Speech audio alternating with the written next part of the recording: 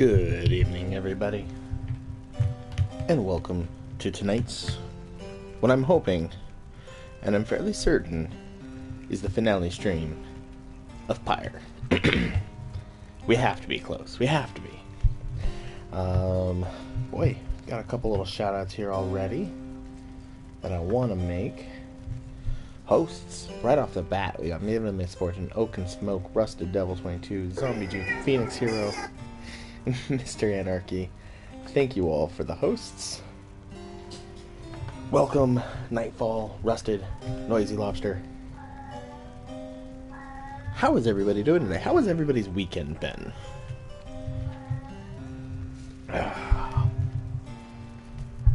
This is very bittersweet. This is easily going to be in my top 10 of Game of the Years. And I don't want it to end. But at the same time, I am ready for another game.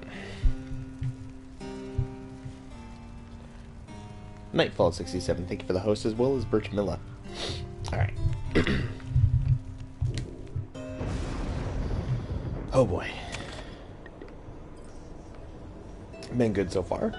Got some long needed sleep. How's yours been? Mine has been very well. Friday night was Mrs. Vlad and I's anniversary. That was fun.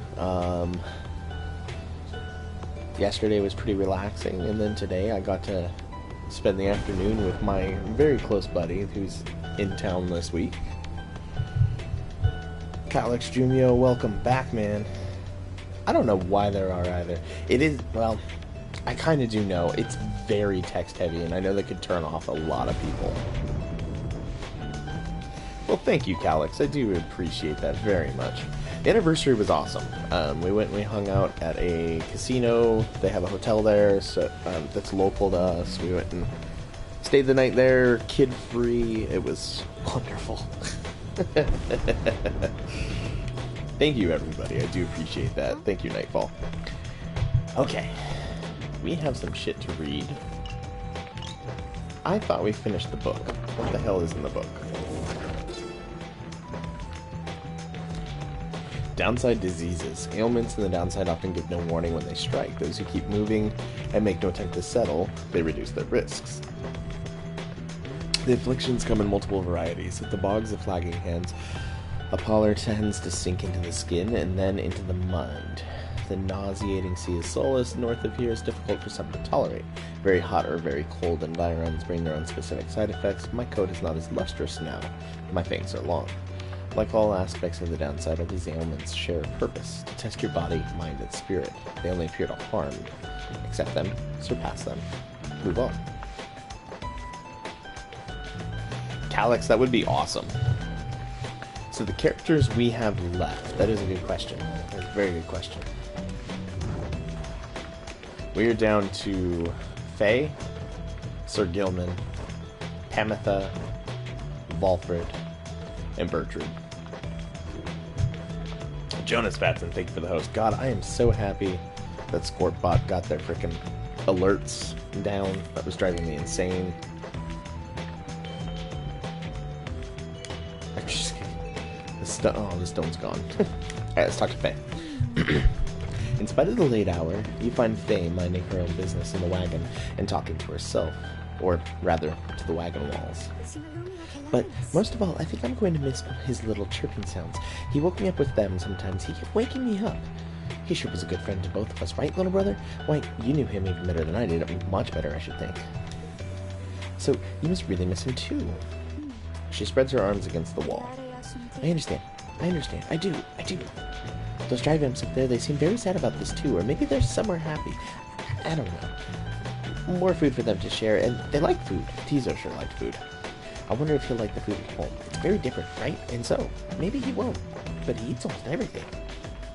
Gonna lurk a bit. Just gotta do some chores. No problem, Rusted. Oh, this must be so exciting for him. And I know the scribes, they shall be watching over him. I think maybe they love him best of all.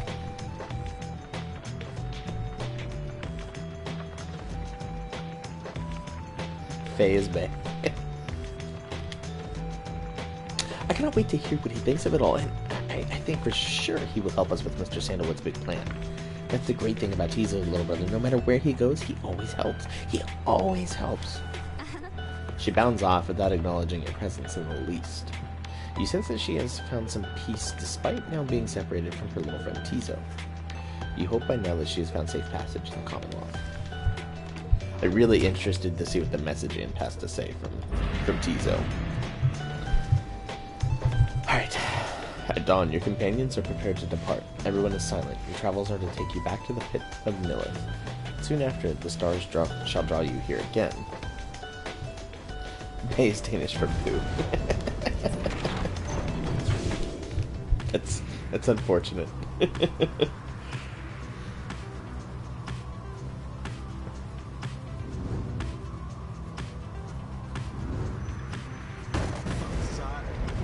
So, the Nightwings darken our skies once more. We'd almost had you last we met. Until our next encounter on the sacred site, I told you to stay out of our way. Get out of my sight. I just... Oops. I didn't mean to, like, keep hitting him, but I love it. Wait.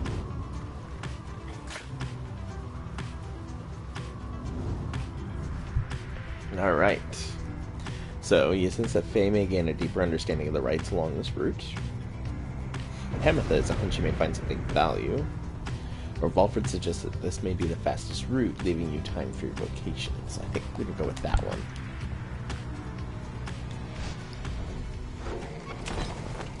I gotta figure out what other game I'm gonna use to replace this when we're done.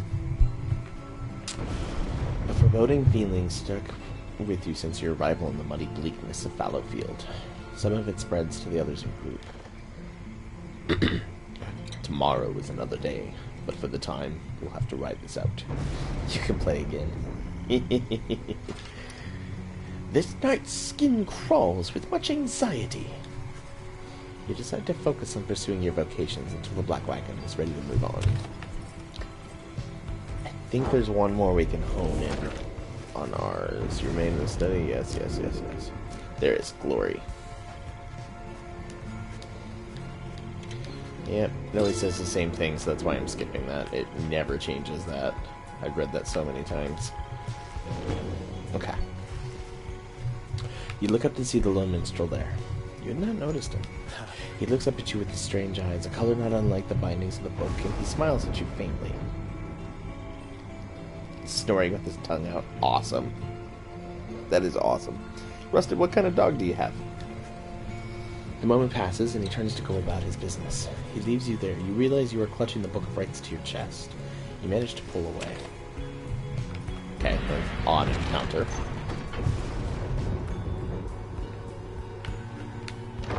Alright. To fight the temper. We've only played them one other time, and we won. If I remember right, it was close. I know, wasn't that weird? He was just like, he wants to talk to you, but he's not going to talk to you. I think that was because I learned everything that the book has to offer. Hey guys, say, I noticed that your little imp pal, he ain't with you anymore. Is he okay? I heard the wildest thing that he somehow got out of here back to the other side, and I'm like, why would an imp want that? Draven Serial, welcome to the expedition where we are always looking for hidden gems and giving them their time in the spotlight. Shooting Star. The bearer can banish adversaries by flinging the orb onto them. Oh, that's a good one. But do I actually... I don't even have the freaking... I don't have the money. You guys didn't see nothing, huh? It's my sister's actually, but it's a Shih Tzu Maltese. Same as Jonas's dog. Right on.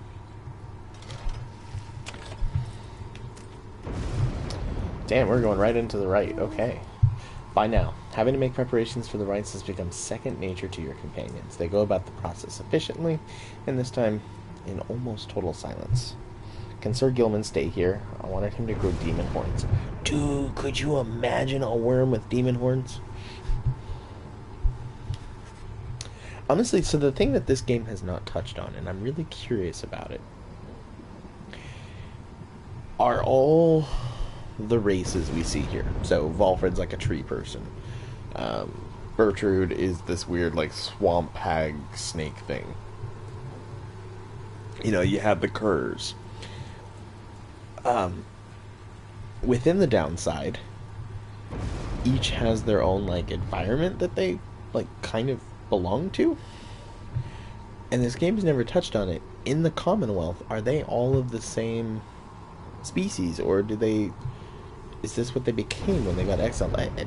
It's a weird thing I've been trying to figure out, but it really hasn't touched on like, are talking dogs just the normal? Like, is that normal? So I mean, case in point, like the worms, is that normal in the Commonwealth? Well, if I recall correctly, the harps and the worms aren't within the Commonwealth. I thought the harps were, though, because they were attacking. I mean, they hate the Commonwealth. I don't know about the worms, but I thought the harps were, because that's where you have the. We sent Tamitha back, and she was gonna destroy the Commonwealth. I don't know, it's a weird. It's just kind of been a lingering question that's been going on in my mind. Alright, you cannot shake this. Cannot shake the sense that the routine shall not go on much longer. The harps attacked the Commonwealth, but maybe I misread, but they were like. Maybe. I don't know. We shall see what it tells us. Okay, Bertrude approaches and confirms that to you that the Nightwing sigil is set. Everyone has their books and raiments, and the grounds are ready. So then, like, the tree ents, essentially, they are a real species. Like, that's the thing I'm wondering, is, like, is this a form they take in the downside, or are they really, like, is that the form that they are in the Commonwealth? Everything should be in order. The remaining stars shine brightly still. Not for much longer, it would seem. We have watched the splendor of the stars each night unfailing since we were a tad. We shall savor the remaining opportunities. You and Bertrude stand together in silence for a time, looking for the stars above to show some indication that the rite is to commence. It's taking too long. Concern begins to well up in you, but then...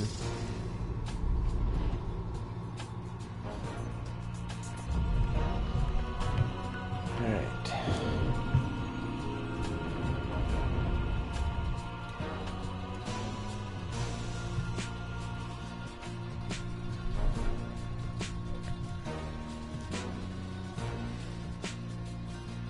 Like, I have a number of games that we could play. I'm just trying to figure out which one I want to do next. It seems the stars once more have mustered wherewithal to usher in the rites.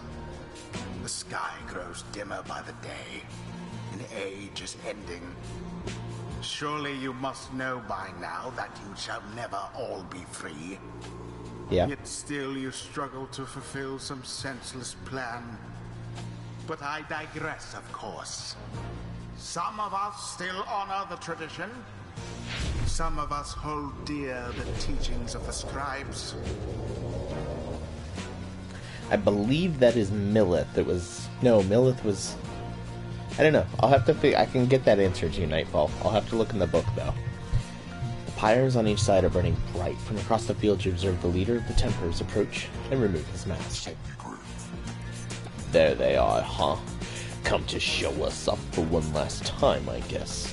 Used to be we could take these Nightwings any old night, but now it ain't so simple anymore. We got this one last shot against these guys. Might as well give it all we got, yeah? Let's make them cry. Oh, buddy. You're going down. Choose quickly your triumvirate. You're going down. Say. Okay, so like now that I use her more, Faye is amazing. Sir Gilman.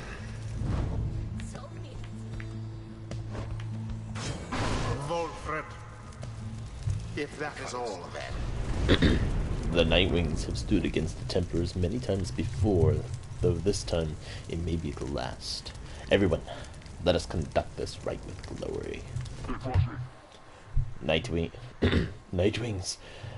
Thought I'd mention after this rite is over. I'm calling it quits. So do old Iggy a solid and make me work for this one like I used to. How does the same mask design fit different horned humans? I know. It's like, do they wonder if they kind of move? Like they're kind of rigid, but like they're flexible maybe? Like cartilage instead of something hard like bone?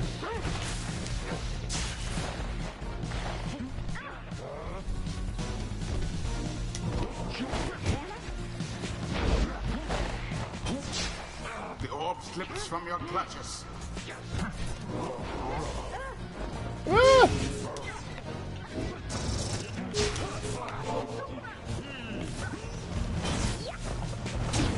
Got it. Spaghetti horns.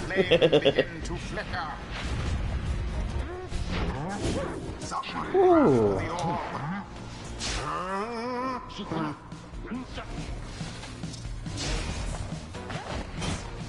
Oh god, here comes the frame rate drops.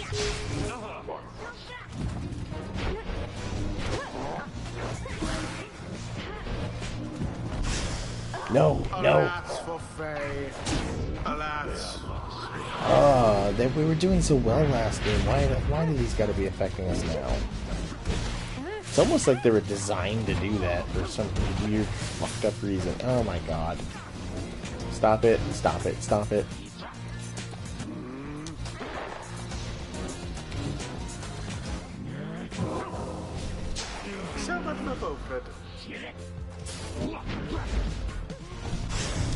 Damn it. Damn it. Contempt. Oh my god. This is angering me.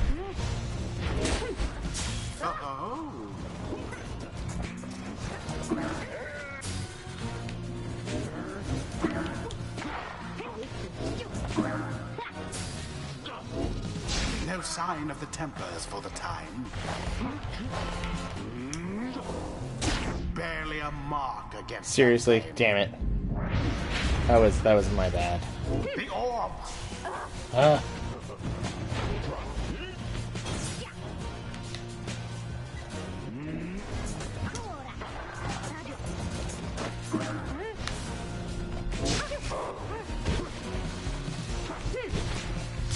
Faye banished.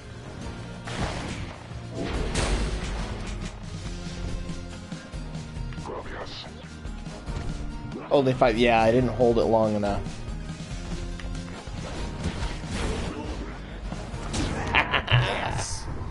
There we go. Yeah, when you go to throw it in, it's based off of how long you charge. And I did not charge it up long enough.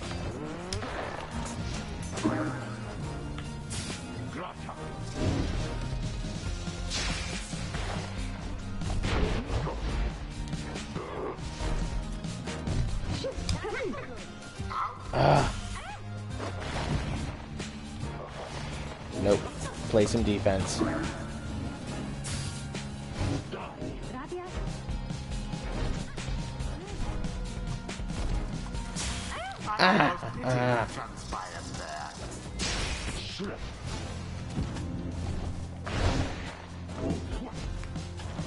Oh my god, this frame rate is angering me.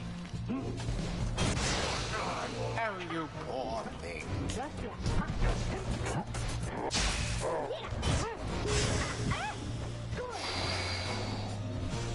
I just want this match done so I can get past this frame rate crap. Your flames. Oh my god. See that, Nightwings? We still got a little fight in us now, don't we? Yeah, you got some. Out to the Cheating flame. bastards. They douse the flame.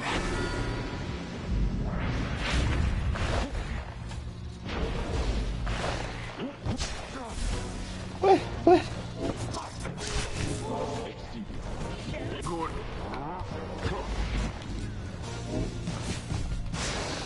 I never. Oh my god. Okay. Beauteous. Ooh.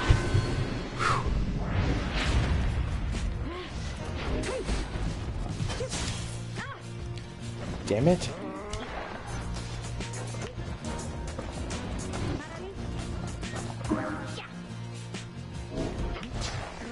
No, you don't. No. All 3 Nightwings. 4, 3. Damn it. FPS is against the rules. I know, right? I mean, you guys watched the last game. It seemed like everything was working fine. The game before that, we had FPS issues when we played this guy.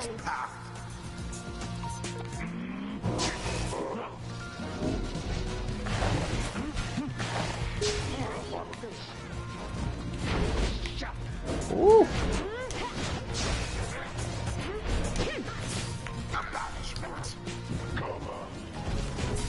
No!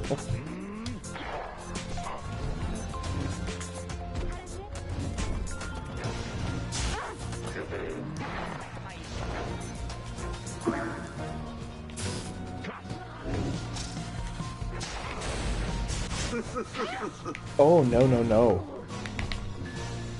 2, 1.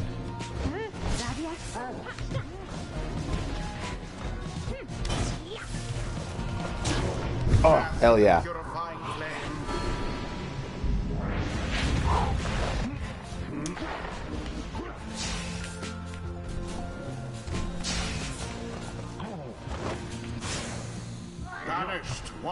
That's what I needed.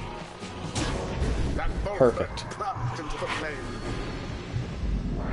Ugh, if I didn't get 4 on that one, or 5 on that one shot, that would have fucking won it for us.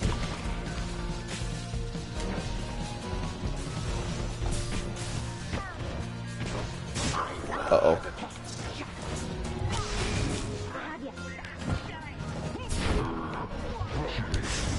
Seemingly unfair. Oh, no, no, no, no, no, no. Damn it. Did they just win? Oh my god, this is a close game.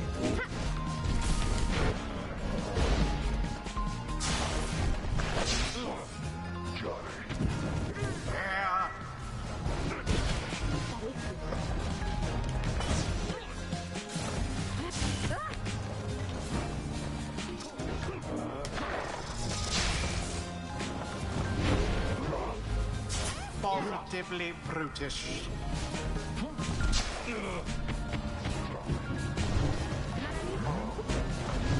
Done. Done. It is done.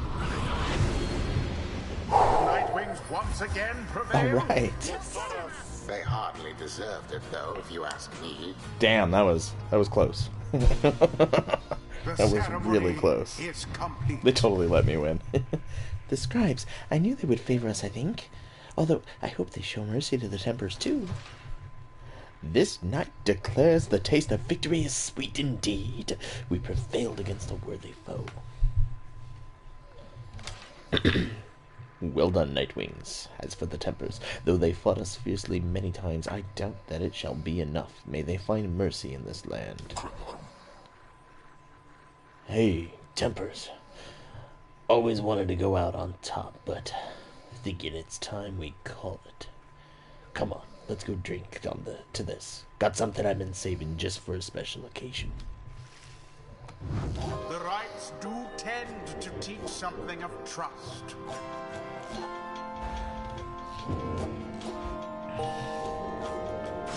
Sweet, he ranked up. See Long I bide my time in anticipation that one day the Nightwings would reform under a common cause. To be a part of it myself nourishes the spirit. Just fire your worm and you're okay.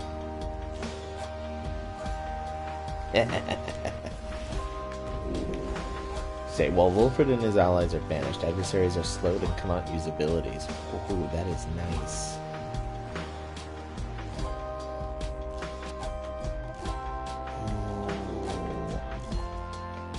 But I think we're gonna go with that. It slowed everybody. Now go, Or not slowed, it gave a bigger and aura wallow to in my the sapling. downside for a while.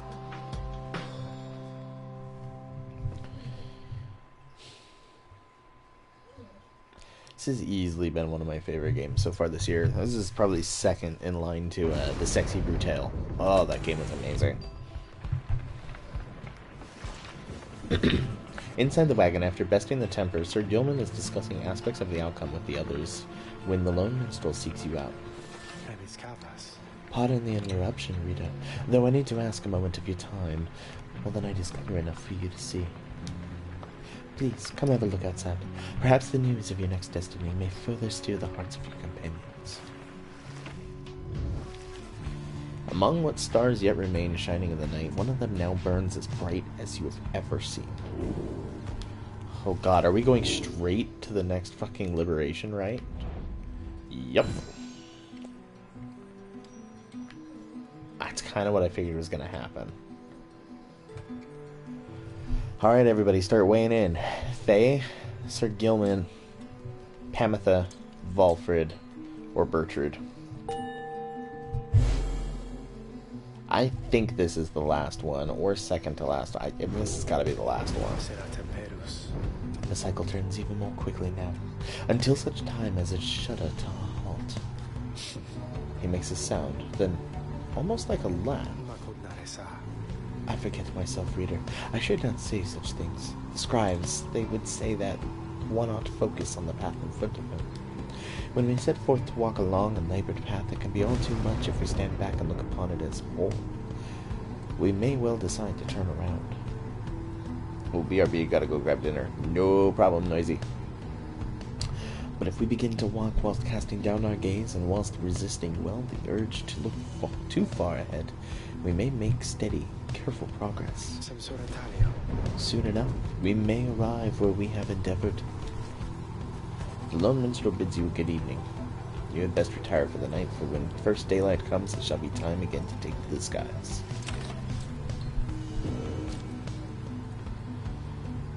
Okay, so this is the Millith. Pit of Millith. Let's see what that thing was, Nightfall. You were asking for that. Not uncommon. 9 triumvirates, sprites of flame, greater titans. Maybe that was the one.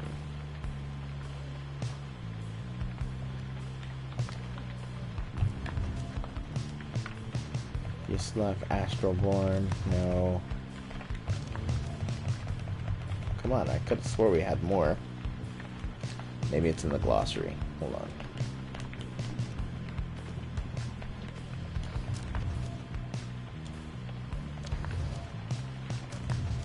Ranks terms, 8 scribes. Those are the scribes. I need to know what the titans were. Downside regions, we could go with that. Let's see.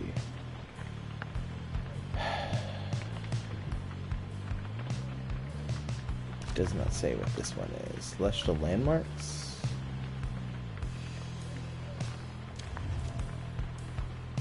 Greater Titans. Here we go.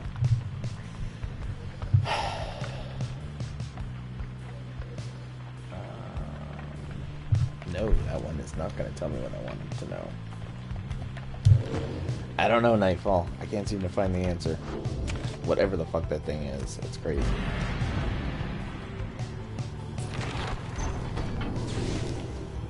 So, does it say? It's one of the downside celestial landmarks, a fetid den in which the witch Millith sealed the physical form of Yuslak Astralborn. Oh, so it's a sealed titan, essentially.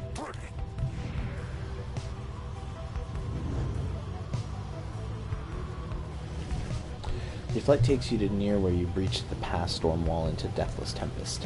With the climate and the downside intensifying, you wonder if the storm has spilled forth from its confines and started to ravage other regions of the land.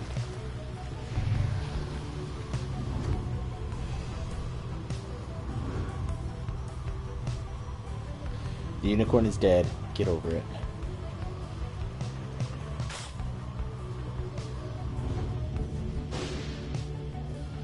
Whoa. Your wagon reels from the impact of some sort of massive object slamming into it mid-flight. False Nightwings. Orlek calls down to all of you from atop his wagon. Again you seek to climb that cursed mountain beneath us. Again you seek to take my rightful place. I should send you crashing down to it, that you might fall as I have. He stares down at all of you. but I shall not. Rather, we shall meet upon the summit ere the last cycle of the rites is ended. Until then. So this must be the last cycle. Alright, Sir Gilman shall gain favor. Or Bertrude. Let's do Sir Gilman. Yes. Yamex Mix, thank you for the host, man. Orlek is alive.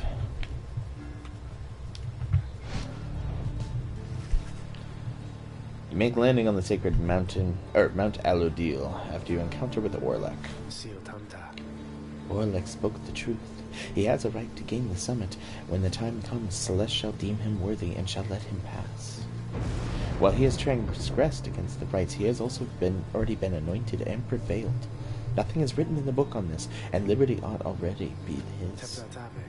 For the time it seems that he has not yet traveled to the summit. Perhaps he is still making preparations with his fellow exiles.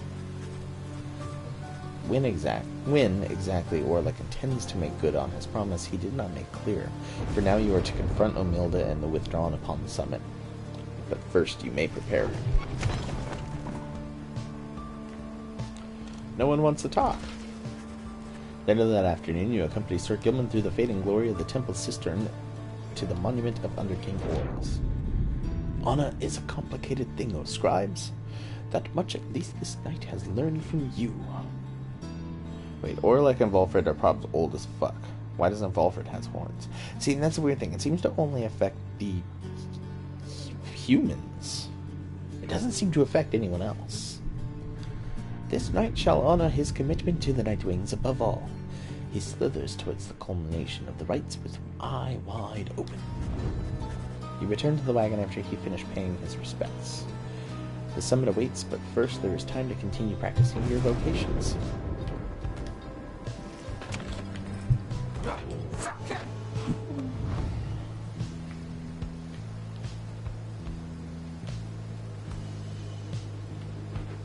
Yeah, let's mentor her. Or who's the lowest right now? Pamitha is, actually. Fine, then. Let us chat together for a spell. You find a remote spot where you and Pamitha can discuss any of her misgivings or fears about your journey or your fellow exiles. The conversation gives perspective and relief.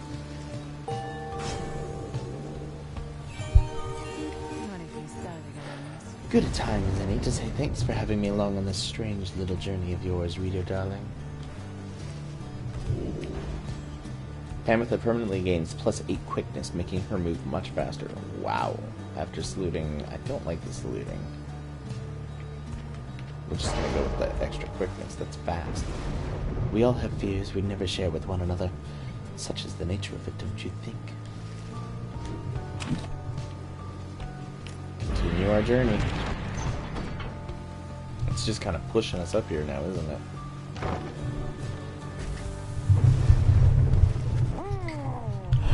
Ooh, we get to learn about Tizo.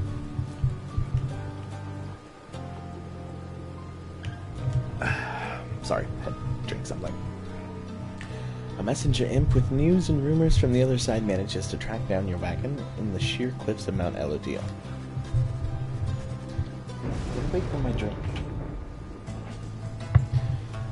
The imp's latest information is about none other than Tizo, who you liberated at the fall of Solium. Everybody says he is the first creature of his kind to come to the Commonwealth. While this unique status brought Tizo no short of prestige, he nonetheless experienced difficulty acclimating to the new environment. It seems that he grew quite despondent. Poor guy. Then at last he managed to track down Volfred's agents, with whom he is working to find a means to bring more exiles home. Thus has the revolution grown stronger. He also left for you a special verbal message via his most trusted messenger, who rears up and intones that he wants you to know he is doing well, but misses you and hopes to see you again. You thank the messenger imp for the report and ask that he relay your kind regards. Your companions soon begin to talk in turn. I guess this makes him a expatriate of sort, ditching this downside home in favor of the Commonwealth. Who would have thought? Very, very bright, that one. Would have served well as our familiar. Perhaps someday, yet it shall be so.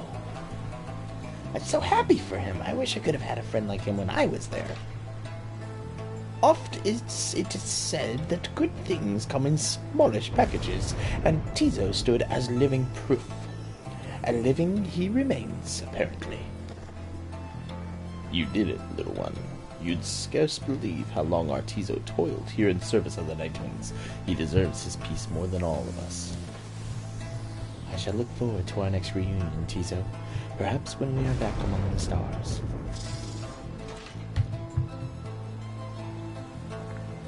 Wait, that was a weird thing for that guy to say. Perhaps when we are back among the stars? Anyone else find that odd? The news of Tizo's adventure in the Commonwealth fills you and your fellow exiles with newfound resolve. Just one hope.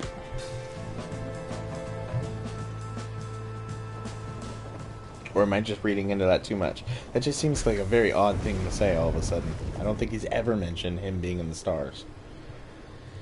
You return once more to the Scribe's Gate, where the Gate Guardian awaits under a dim sky. The exiles of the Nightwings, and you, Tariq. This is to be one of our final meetings. Greetings, Celeste. I don't know. The Nightwings are prepared, and afterwards, I would have words with you in private, if you please. It seems to me rather late for words now, Tariq, but I shall hear them once your charges cross the gate. Now, all of you, come forth. Please state your names and what it is you seek whilst crossing Scribe's Gate. Once more, your companions cross the gate, one after another, and once more you follow them in turn. Celeste regards you all, then waves you through towards the summit. The 8 scribes bid the Nightwings welcome. Go forth with glory. And Tariq? Aye, Celeste. You may rejoin the others in a while. For now, I would hear those words of yours. Certainly, Celeste. Everyone, I shall see you shortly. That sleep to the canyons open wide. Hear the song of joy morning for the lost and lonesome. Hey, guys, it's gotten real cold again up here, but it's worth it. Let me tell you, got a lot of customers been stopping by. Okay, I may have been exaggerating just a little bit since I've been waiting here a little while. I guess that are you buying anything? Boy, he's having a hard time talking. I can't afford shit. So, no. Maybe some another time then, guys. Wow, they don't even want to talk to me. It is straight to the liberation, right? Here we go, guys. The time has come again to deliver one of your fellow exiles to a homecoming in the Commonwealth, lest your adversaries, withdrawn, achieve the same instead. The lone minstrel has returned, and approaches as you await the signal from the stars. There is something that I wish to ask you, reader, something which ordinarily would not be my place to discuss in any detail. You have observed the stars. If you would not mind my asking you in such a direct manner, how many liberation rites are you supposing yet remain?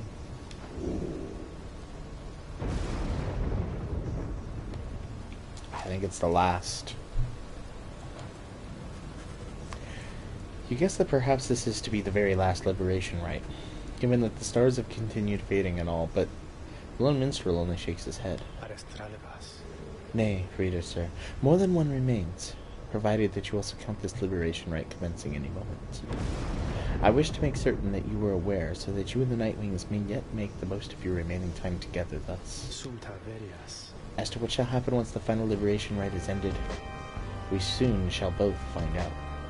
But lo, it seems that we are called upon once more. Look forth. So we have probably one more right after this then.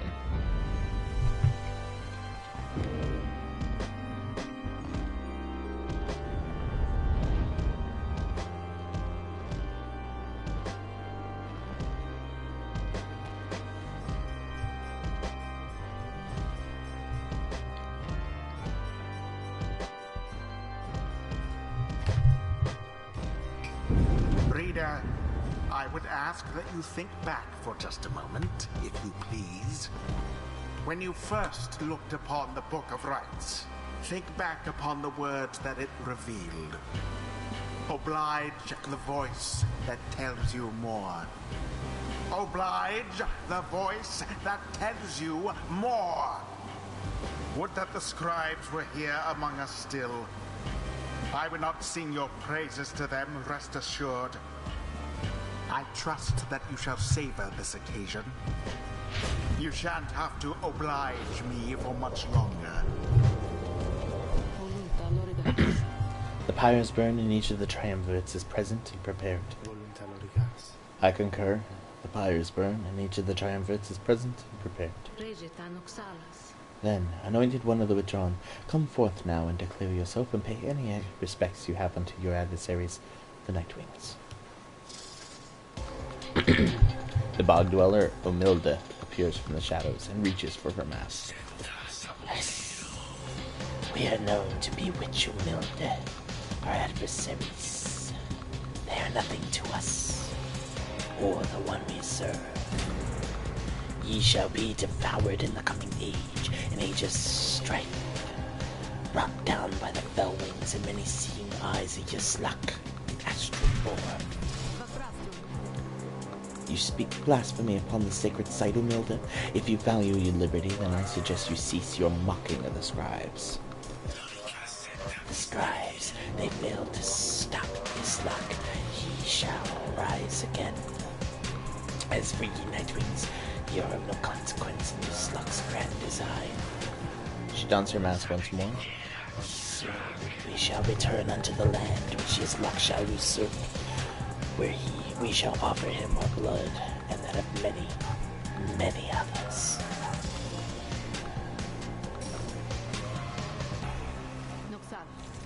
Nightwings, you know you conduct this liberation rite. Wish you the wisdom of the scribes in making your choice, reader. And I wish you to come prepared. Come prepare a song with me, Tariq. Dude, Tariq's gotta be To ancient. send home this time. I really don't care about sending Bertrude.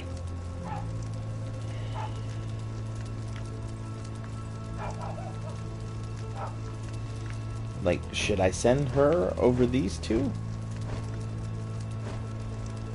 I just don't know how much she'll help on the other side.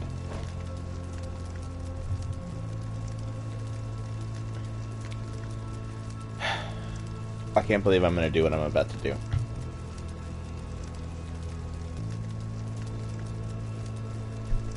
Godspeed, Sir Gilman. Sir Gilman.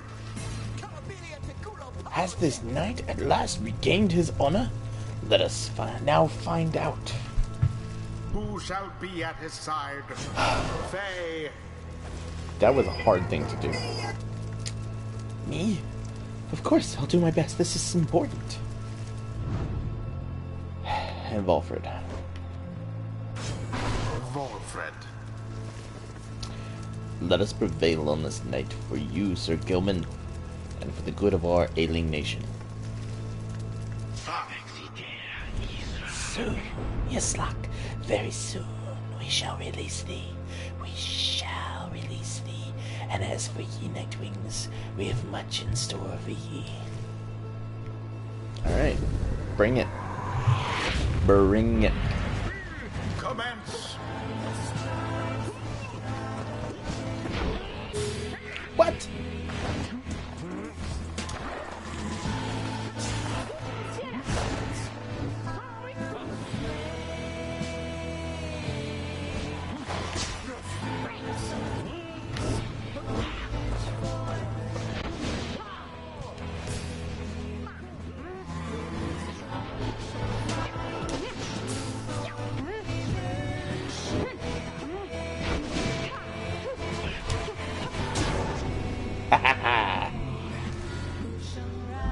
See, there's no FPS drops here. It's messed up that that last match had a bunch.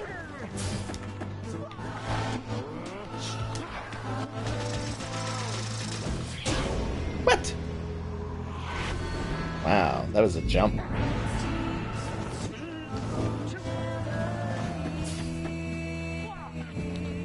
should have seen that coming.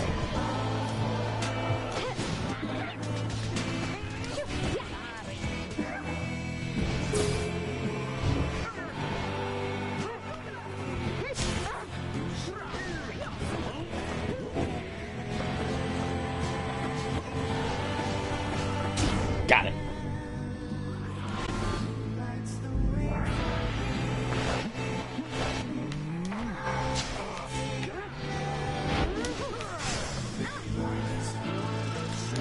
Oh, no, no, no, no, no, no. Damn it.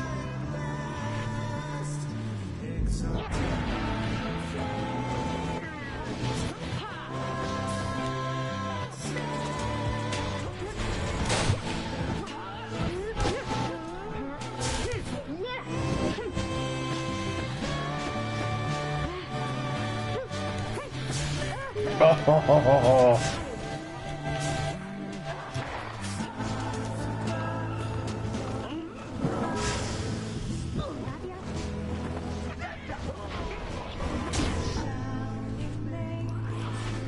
Okay.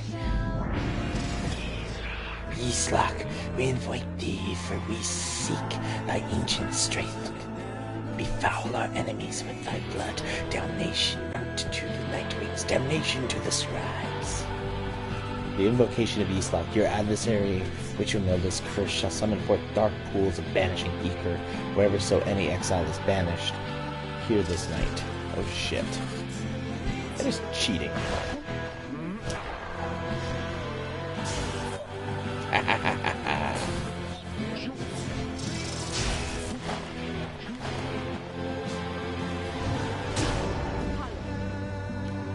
Gotcha.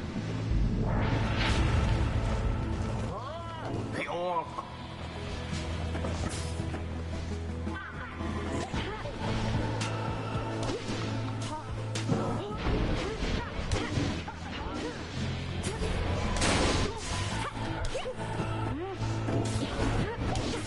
Be gone.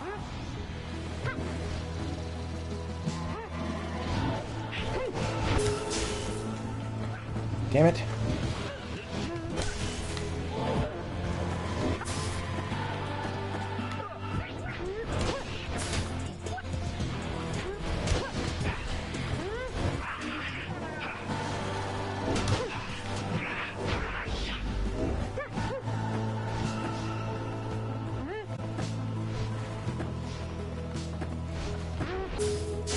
There goes the orb.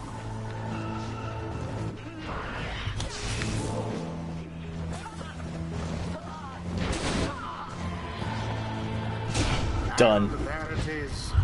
Last. Done. Blasted Nightwings proved their worth. Dude, he does not like us, the They blasted surpassed Nightwings. their adversaries in the end.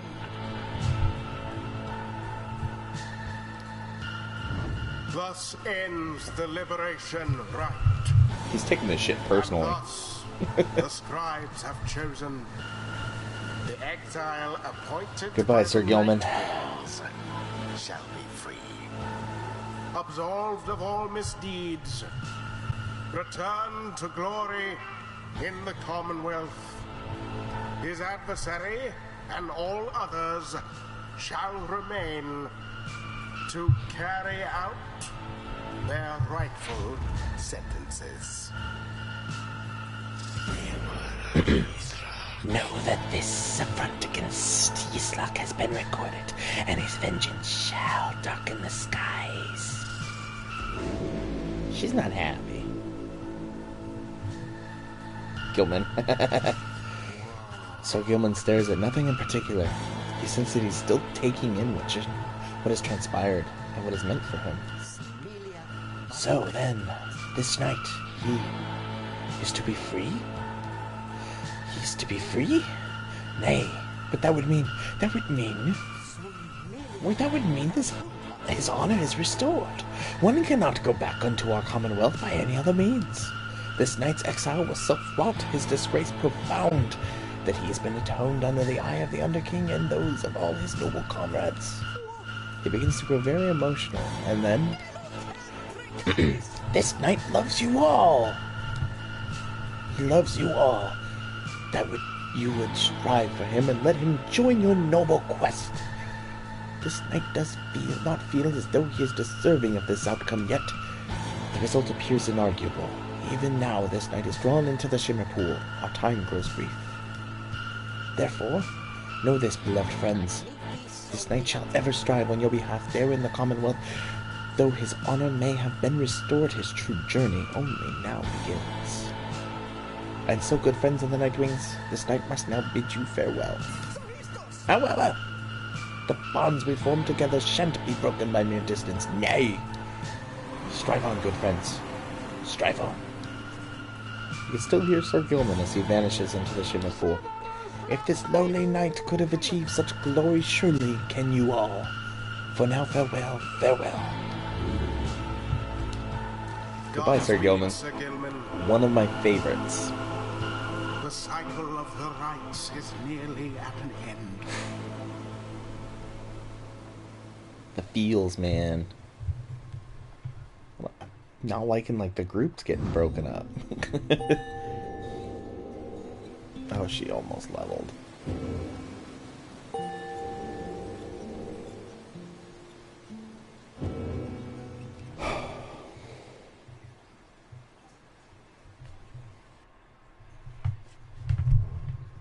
So we have one more right, and I think it's going to be against Orlek.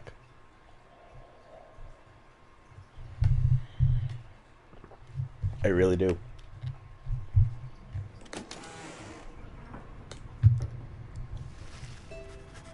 You prevailed in the liberation against the withdrawn. Already does the Black Wagon feel quieter than usual without Sir Gilman, who returned to the Commonwealth. You overhear some of your companions reflecting on this. I think I learned so much from him, didn't I? May his absence spur us on to greater glory. You wonder who, if anyone among you, shall be the next to go. The last light of the stars still shines for us above. At this point, what is to become of our plan needn't be the subject of our speculation. I trust that we'll learn the outcome soon enough.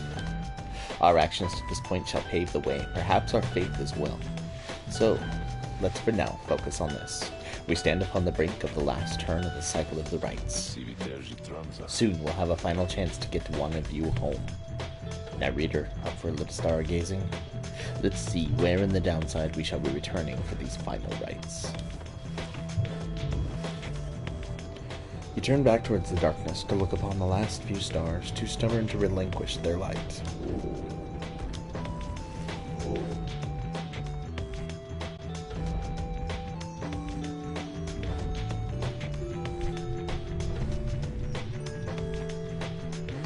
Alright, we're gonna have three choices.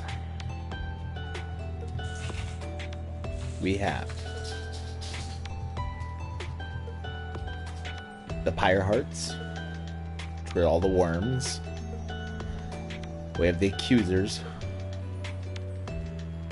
who absolutely hate the Nightwings. Or we have Manly, the cheater.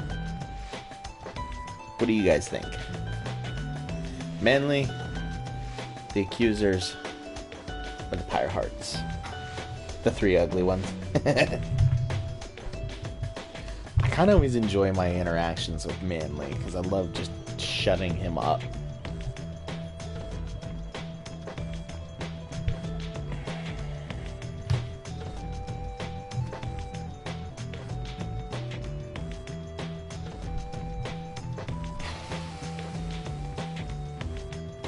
I think that's what we'll do.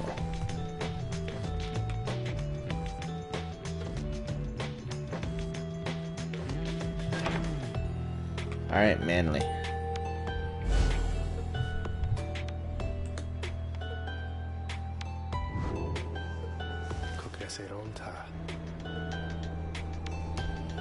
Oh, give me one quick second here.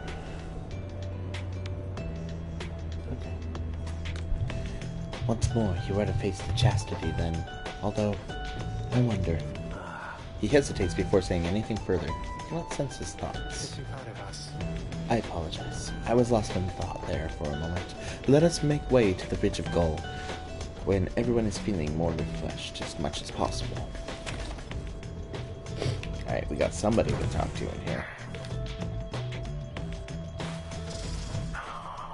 Following the successful outcome of the liberation rite, you find Bertrude muttering something to herself. You hear some of the words as you approach. Shouldst thou seekest darkness, then may nightfall come to thee in time. Shouldst thou seekest courage, then may bravery soon bloom within thy heart. Shouldst thou seekest water, then may the oceans open wide for thee. Shouldst thou seekest fortune, then...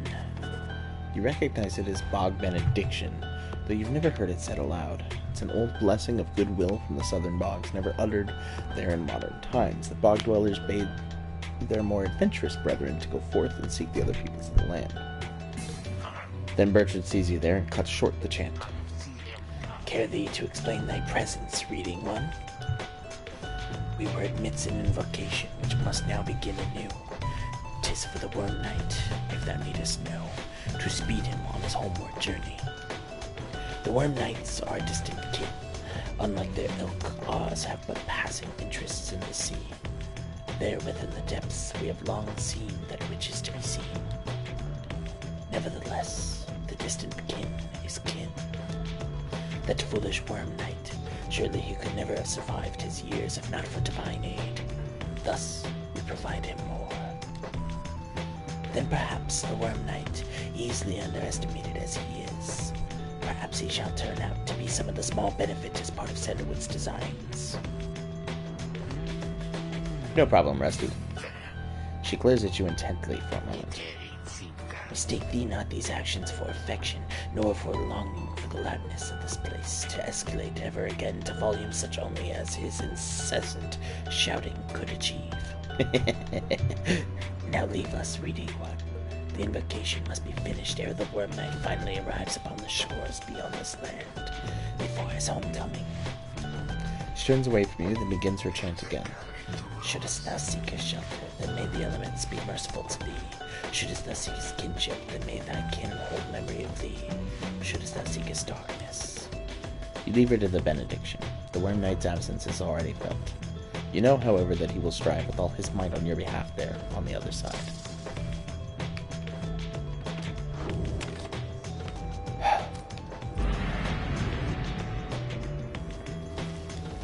Oh, damn it.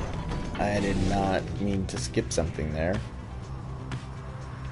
Oh well. It's done. Hey, what's the big idea, huh? Oh, it's you, Nightwings. Come to rub it in again, I guess. We Temper's been trading flames with you. Who knows how long.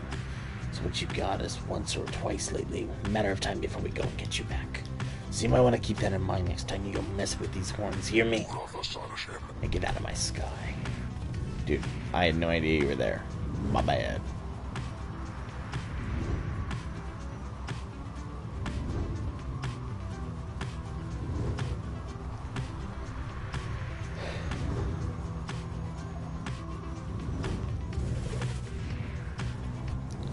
What do we have here? So, Pamitha says she can sway the coming right against chastity and favor. Or Volford believes it should be an expedient path.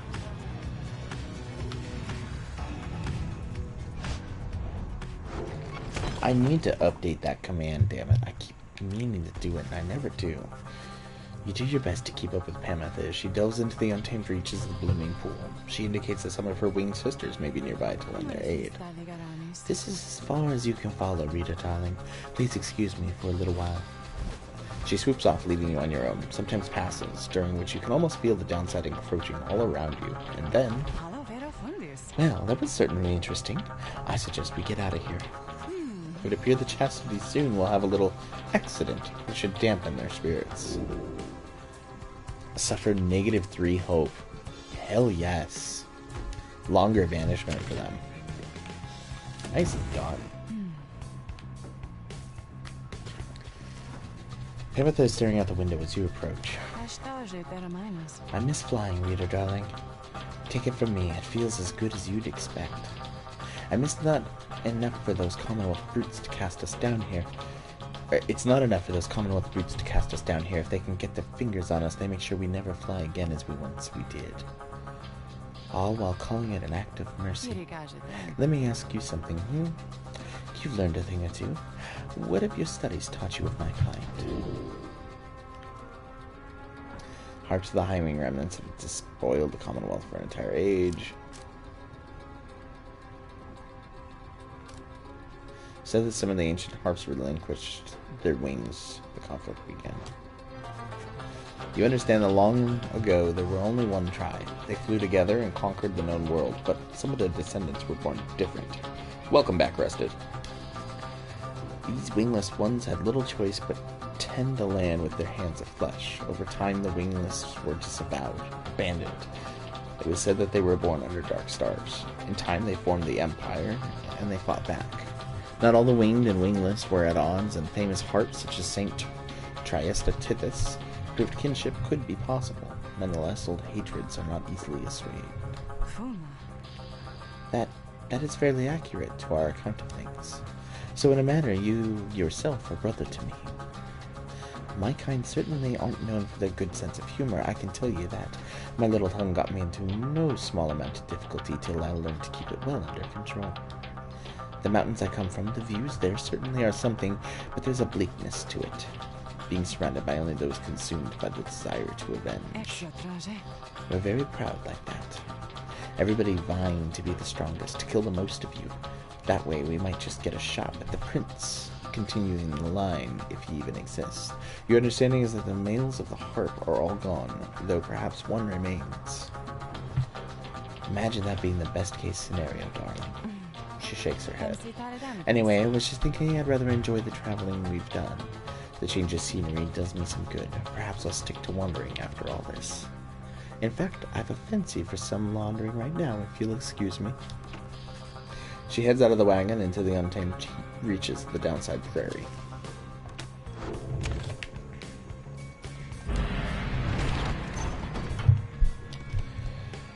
On to the Bridge of Gaul.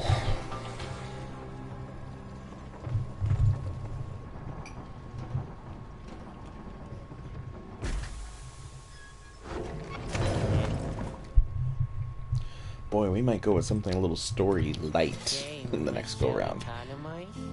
Oh, hey guys, you know, it seems so awfully quiet now. I gotta say, without that slippery little character that used to hang around with you, I mean. Talks like this a lot, you know what I mean? Hope he found that, honor thing he's always going on about. We don't got that in stock just now.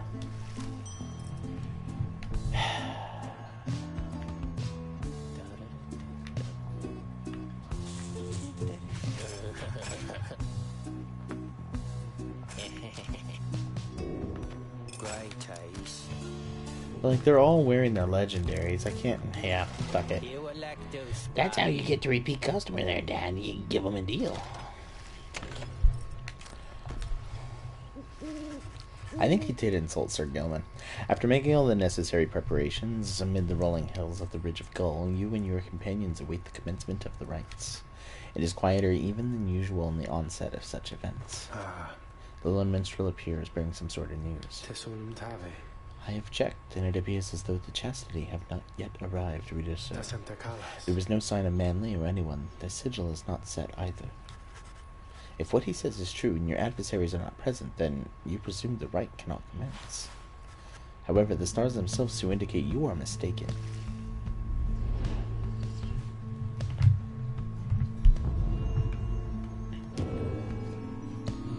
Alright, here we go. Who are we fighting then if the chastity hasn't shown up?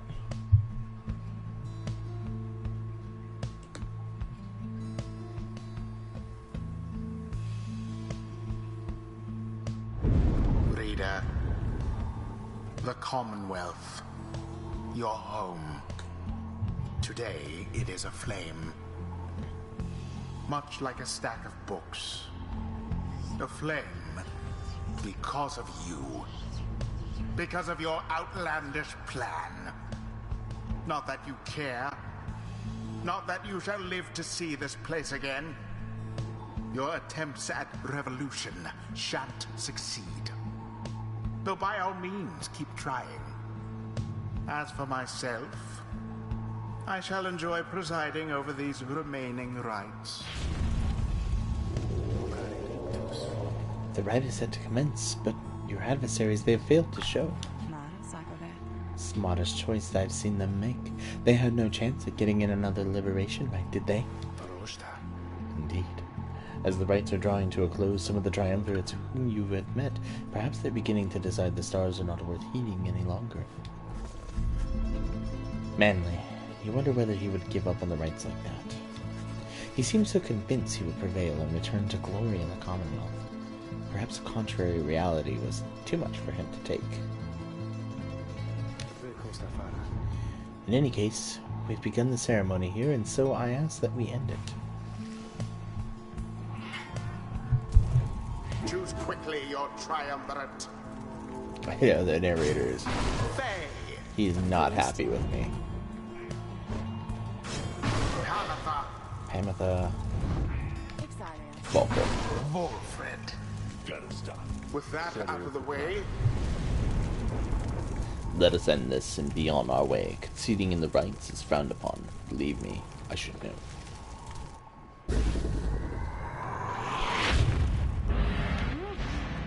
lo, even your adversaries have abandoned you, and it is done. The Nightwings prevail by default. Was that because of what Not Pamatha's that their adversaries even sisters care. did? Or would he have not have shown up if I hadn't done that? By the scribes, is this truly what they wanted? Boundless are the teachings of the scribes. Until the next rite. Oh yeah, Pamatha's there effect even was is negative to 3 be hope. You're another right, one. you're right.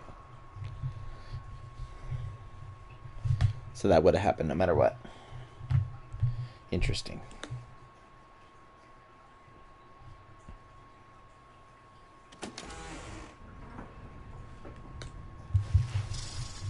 No one speaks further of the chastity back at the Black Wagon. Everyone is instead preoccupied with the rite that is to come. Last chance then, is it? If any of us is going to get out of here still, it's this time or never. The stars always shine with truth. The ending of the cycle of the rites is now upon us. He looks over to you. Please look forth, reader, sir, and see this for yourself. You may well surmise where we are going next. The others turn to you as well. You turn towards the wagon's door. You know what you shall see out there. Now, however, the time has come to face it. The dim and fading light of the final star still pierces through the darkness, demanding your attention, guiding you towards the end point of your path.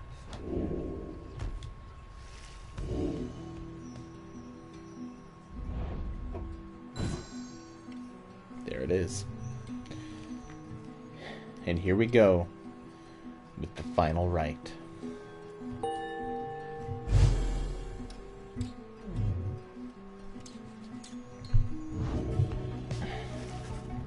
You are summoned to the Fala Solium for your 7th and final liberation rite.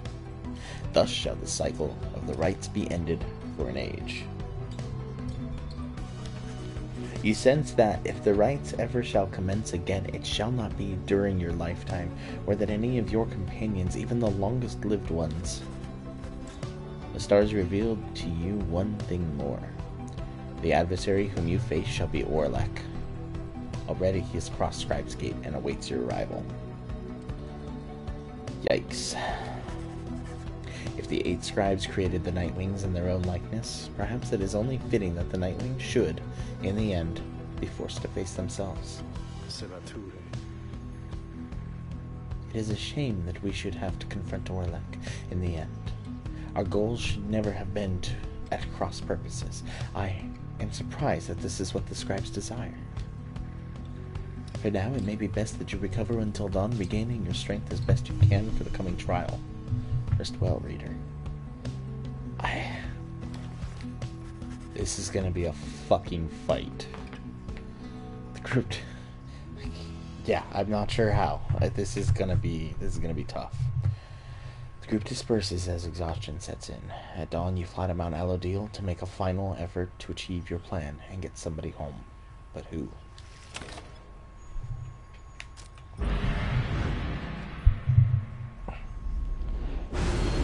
Foolish reader. Your so-called friends. You are accomplice to their hateful plot. They are exploiting you. You shall never have your freedom. I don't like that asshole. By dawn, you are already up and about after a troubled slumber. The black wagon is prepared for its final voyage to the fall of Solium. No one speaks. Nice, Daniel. Gonna drink some milk, just tasted cayenne pepper. Cayenne pepper is amazing. Cayenne pepper is amazing. Put that shit on everything. As he lifts into the skies, the lone minstrel raises his voice, cutting through the somber mood. Reader, a certain olden ballad comes to mind just now. I think it may befit the circumstance. Perhaps it may help to pass the time along our flight. Would you mind it very much if I were to play this song for the night wings? By all means, sir. You urge the lone minstrel to play his ballad so that all among you might hear it. He begins without another word. When the stars align, the rights shall come to bear. Illuminate the signs, the exiles shall be there. All are not the same, but three shall be as one. Freedom in the flame, the end has just begun. This is straight from the path. Break our own, but twisted make a break. The soundtrack for this game is amazing. The journey shall be made. The journey shall be Falford or Faye? I'm gonna deal with Faye because she's had such a weird connection to the scribes. You touch down amid the narrow passageways of Mount Elodil to make pilgrimage to the summit for one last time. There, one last liberation rite shall soon commence. There, one last exile shall regain his or her freedom. All others shall remain to carry out their sentences here in the downside for the remainder of their lives. And, in the Commonwealth, the plan of which you were a part shall either come to fruition or shall be suppressed.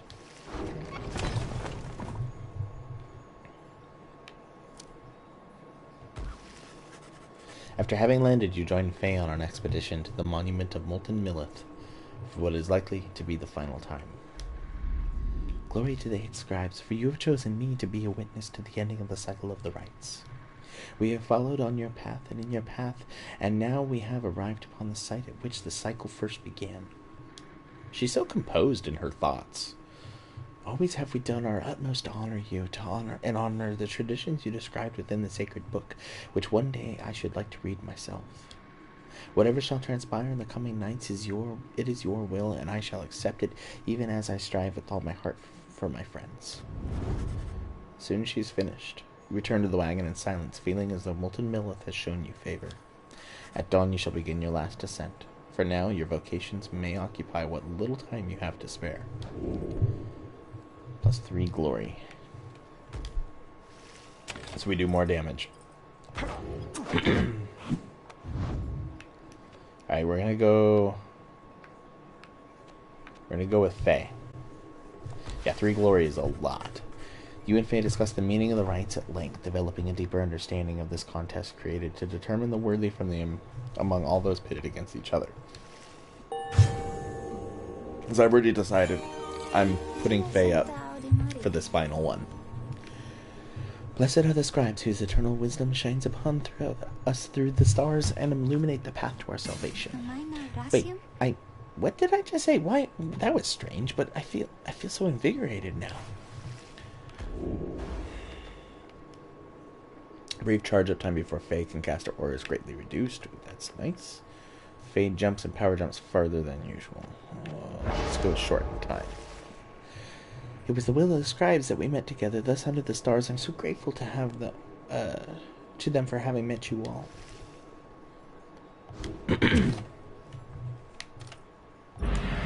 Yeah, I'm gonna send her out. We need somebody on this side, and Valfred has already accepted that he's not getting out of here. He said it a long time ago. The readers stay. So he's already accepted that. Pamitha and Bertrude actually have become the two that I just don't necessarily care for.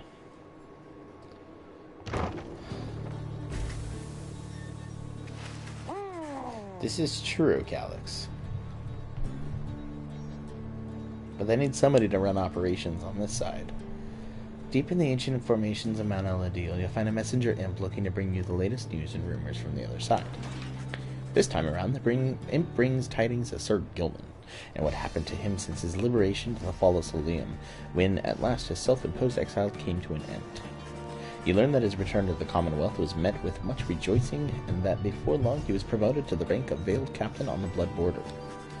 And yet, with tears welling in his eyes, he did refuse the post, stating he no longer had the heart to fight against the Highwing remnants, as he once did. He then cast down his helmet, and when next anyone saw him, he was among Valfred's agents, having joined the revolution to reshape the Commonwealth from within. You thanked the messenger imp for the report and salute it crisply as surely Gilman would have. Soon the news has everyone in the wagon talking. Noble Gilman made the gallant choice, it seems. Our plan comes closer to fruition through his good example and support. Do you think that one day I can be as brave as him? Because I don't always think I can. The tears he shed ought to have been bottled and must set aside for use in various salves. One of the Sea Dominion's own, laying down his arms by his own choice. I'm honestly surprised ever having known him. The news of Gilman's liberations fills you and your fellow exiles with newfound resolve. Plus one hope, too. Bertrude, please. Welcome back, Arrested. We just got an update from Sir Gilman.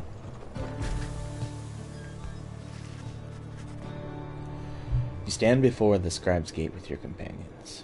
The Gate Guardian is there, as ever, but you sense something different in her. The exiles of the Nightwings, we shall not meet again after the coming right. Tariq and I, it shall be time we take our rest, I think. Greetings, Celeste. I would tell you that the Nightwings are prepared, though this time I am uncertain anyone amongst us feels thus. We have a duty to uphold, Tariq. And then what, Celeste? And then nothing. Not for the rights or us. Not till the dawn of a new age.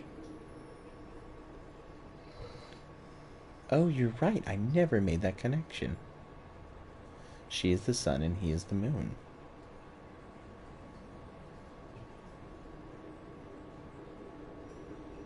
I never made that connection.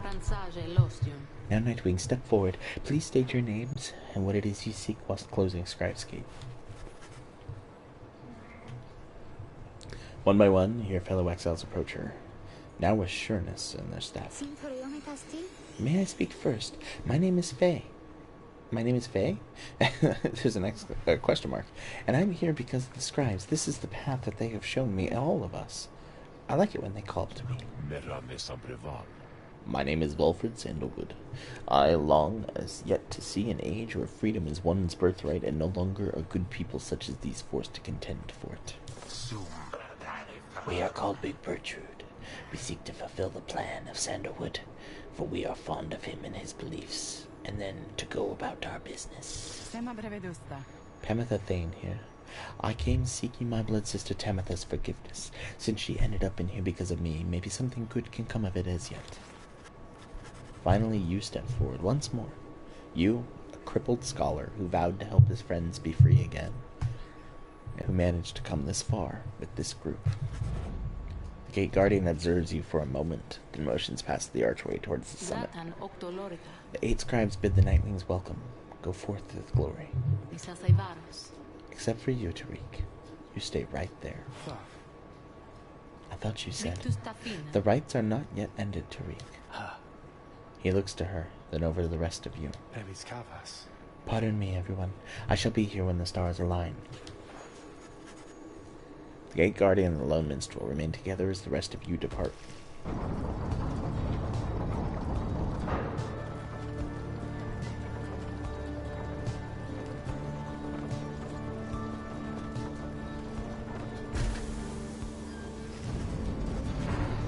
You have gained the summit of Mount Aludil for the 7th time, the final time in which any of you shall have a chance to leave the downside. I gotta say goodbye to Ron. Hey guys. I guess you probably heard the big news, huh? Yeah, I'm going out of business here, I guess. It just hasn't been the same, you know, with the stars are fading out and stuff. Anyways, I just wanted to say you guys are great, and I'm sure I'm gonna miss having you guys as customers and all of that. But I got some good news though, too. All my stuff, it's all on sale now, and I will throw a little extra there just for you, okay? So, enjoy, and maybe I'll be seeing you guys around, okay? Henceforth, all of Falcon Run's goods are 5% off. Great. 5%, you little... You leaving so soon, guys? You little cheapskate. It's a steal. Alright, you've gained the summit of Mount Elodil for the 7th time. Very few stars remain above to light your way as you wait the commencement of the final liberation rite. The Lone Minstrel finds you clutching the Book of Rites, seeking there, perhaps, some bit of wisdom that has eluded you thus far. Reader, we may not have a chance to speak again after this. I may have to go. I wish to say that I am grateful for having made your acquaintance, and I shall remember you with fondness. I wish you well this night and always. Go forth with glory. Then he looks up and extends his hand in friendship.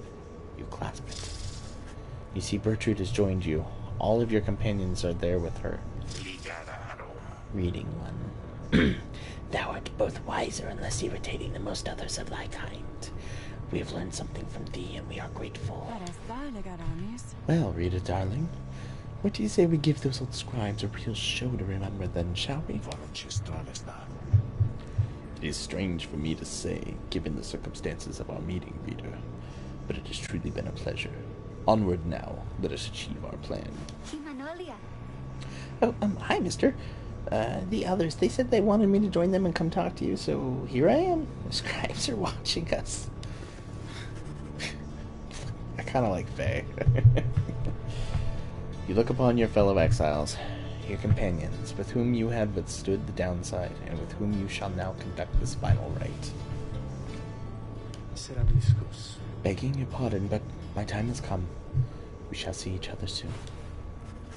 He departs. After this night, the outcome of Alfred's plan, the plan of which you all have been a part, shall be decided, one way or another. For now, all you can do is strive to prevail against your final adversaries, so that one last companion may go free. You rise to join your fellow exiles as the last remaining stars ignite. I'm actually really freaking nervous to do this.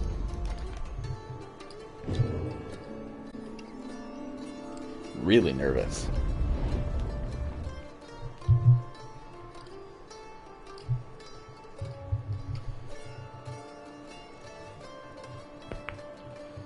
Oh, you ever crack your neck just right? Just feels absolutely amazing.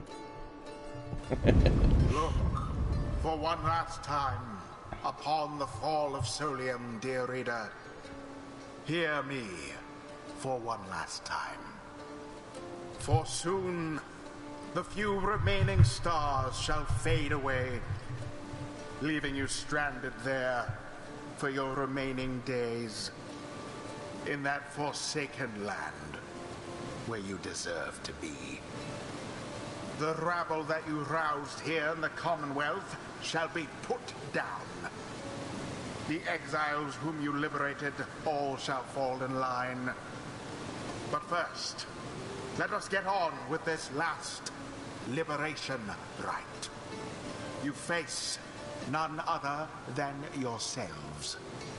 Each so unlike the glorious Nightwings of yore.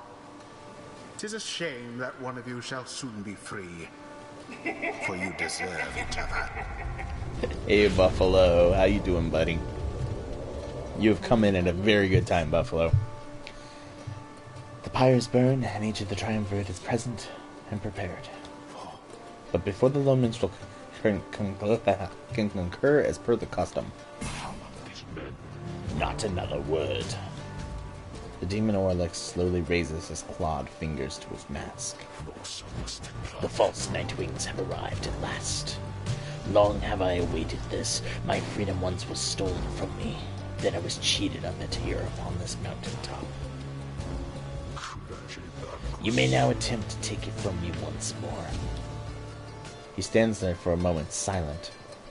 Then, Orlex dons his mask and stands prepared.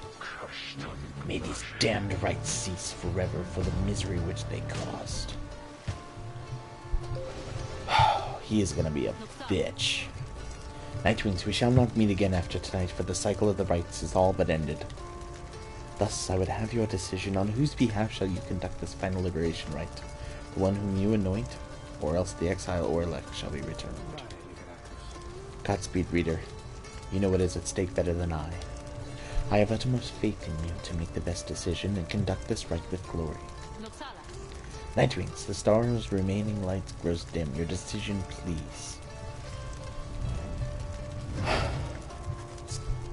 It's time now to choose who, if anyone among you, shall go free this one last time.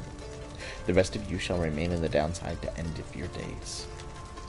One by one you meet the gazes of each of your fellow exiles. Faye, Bertrude, Pamitha, and Belfred. Your fellow exiles, your companions, your friends. Together you have come this far, but now the downside and the rights conspire to tear your group apart and disrupt your plan.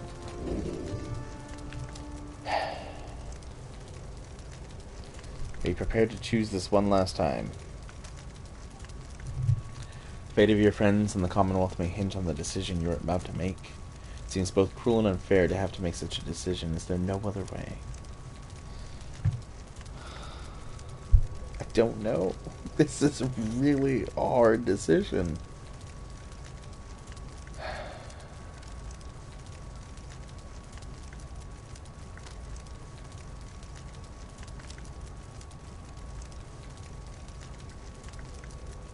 Oh my god.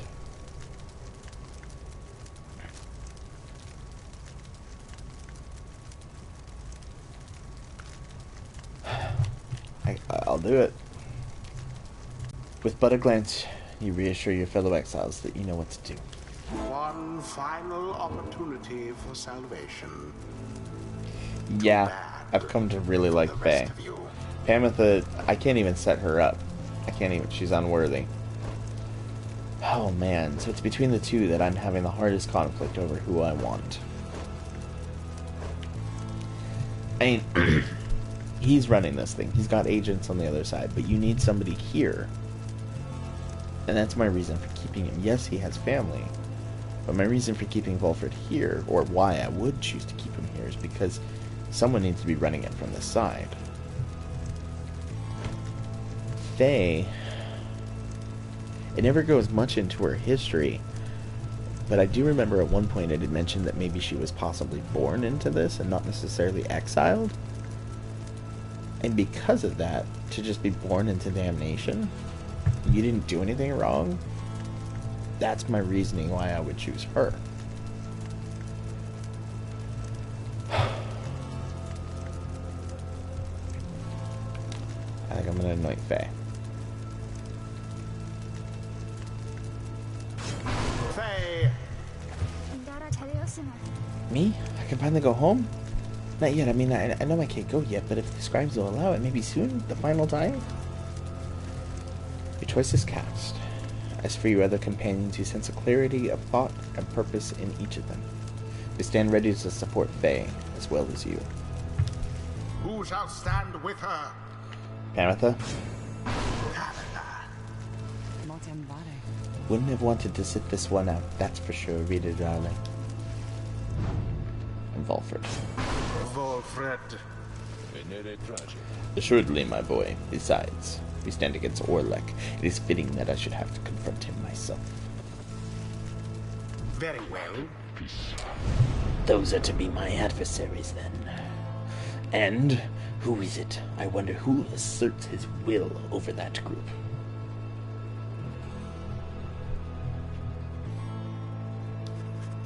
You sense Orlek searching for you, almost.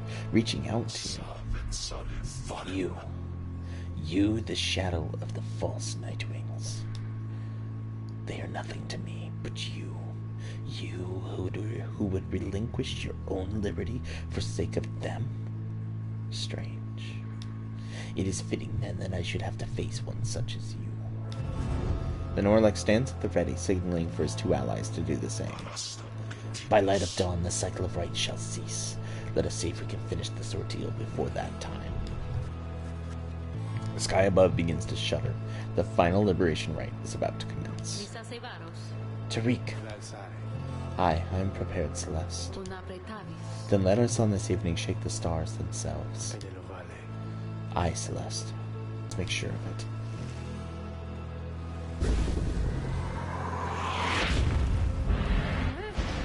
Begin. The final chance at liberation for the age.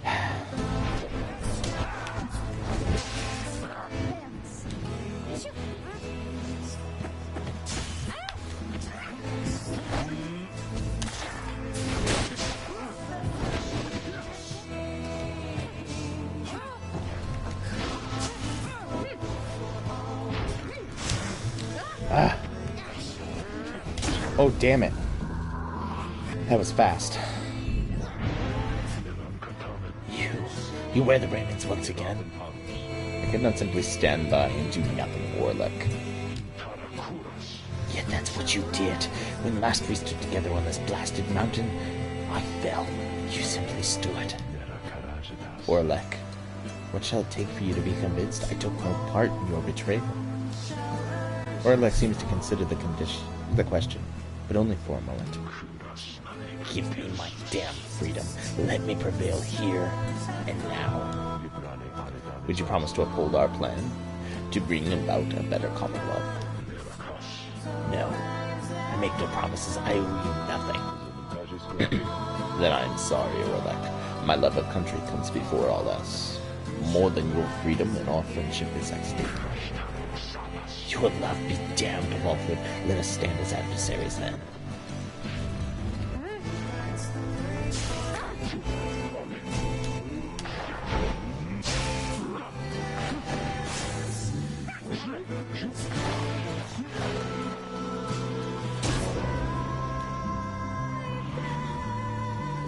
Okay. The sky rains ash. Soon shall your pyres mingle with them. Just then, the skies above begin to rain down fire, the final throes of the cycle of the rites, and the ending of the age.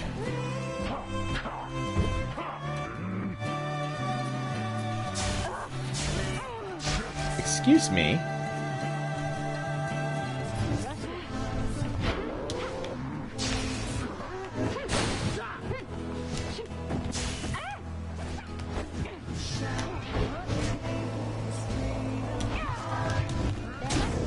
No!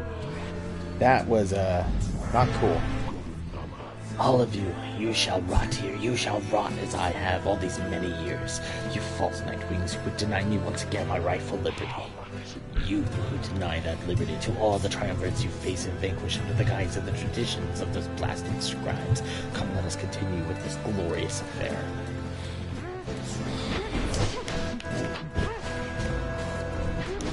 Dude, you made me small. What the hell? Okay. Take that.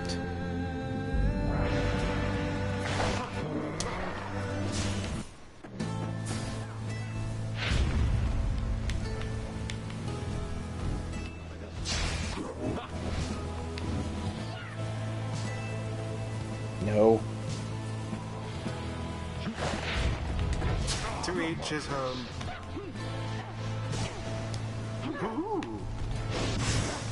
Shit. Shit, shit, shit. Their aim was true, and thus This is- your pyre wanes.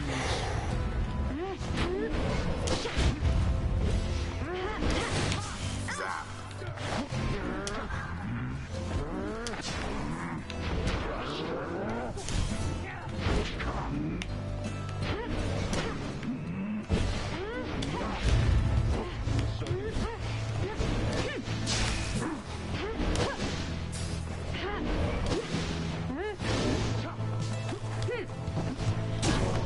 Oh my word.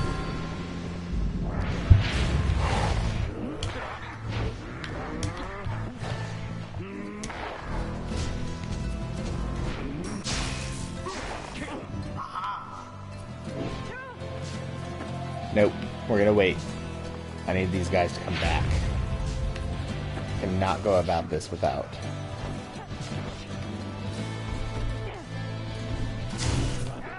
Oh, The orb is loose. shit.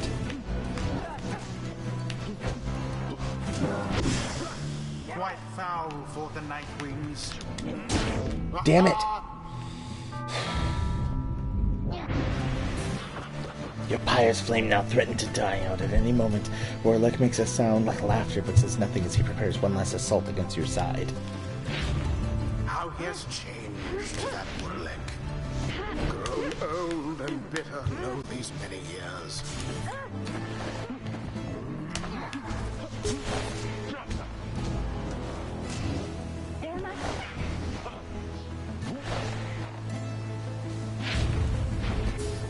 Alas for Faye. What? What? I thought I had the ball. I honestly thought I had the ball. The true Nightwings proved their worth. No. The Nightwings, on the other hand, I honestly thought I had the ball for some reason. thus ends the liberation rite. And thus, the scribes have chosen This must be what the scribes desire, so then it is what I also want, I think. Orlick appears, his head bowed. For someone who has triumphed, you sense no pride in him. No, we're not gonna do a redo. We'll play this. You posed a reasonable threat. Now farewell. You look upon Orlick for what you expect shall be the last time. Any moment now, the Shimmer Pool shall engulf him. Any moment now, he shall regain his freedom and return to a commonwealth he has not seen in half a lifetime. Any moment now, the cycle of the right shall end until it hits the dawn of a new age. Any moment now. And thus, the scribes have chosen. And thus, the scribes have chosen. What? And thus, the scribes have chosen. No. Nightwings. Reader. What have you done?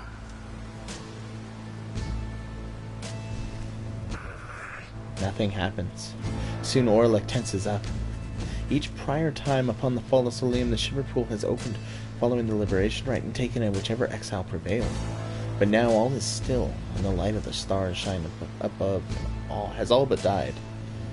You sense a growing fear that it's already too late, that the Shimmer Pool shall not reveal itself again. Orlick laughs to himself. The 8 scribes saved their greatest treachery for last. Then something else catches his notice. Wait.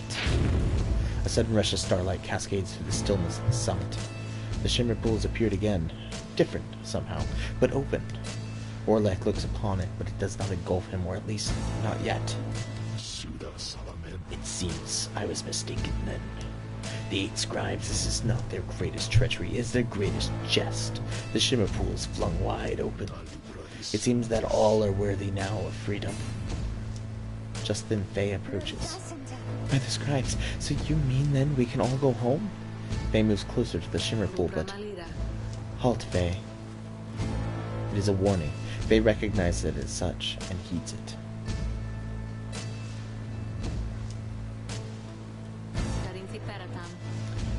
Yeah, I caught that, Calyx. The Shimmer Pool has lost most of its strength.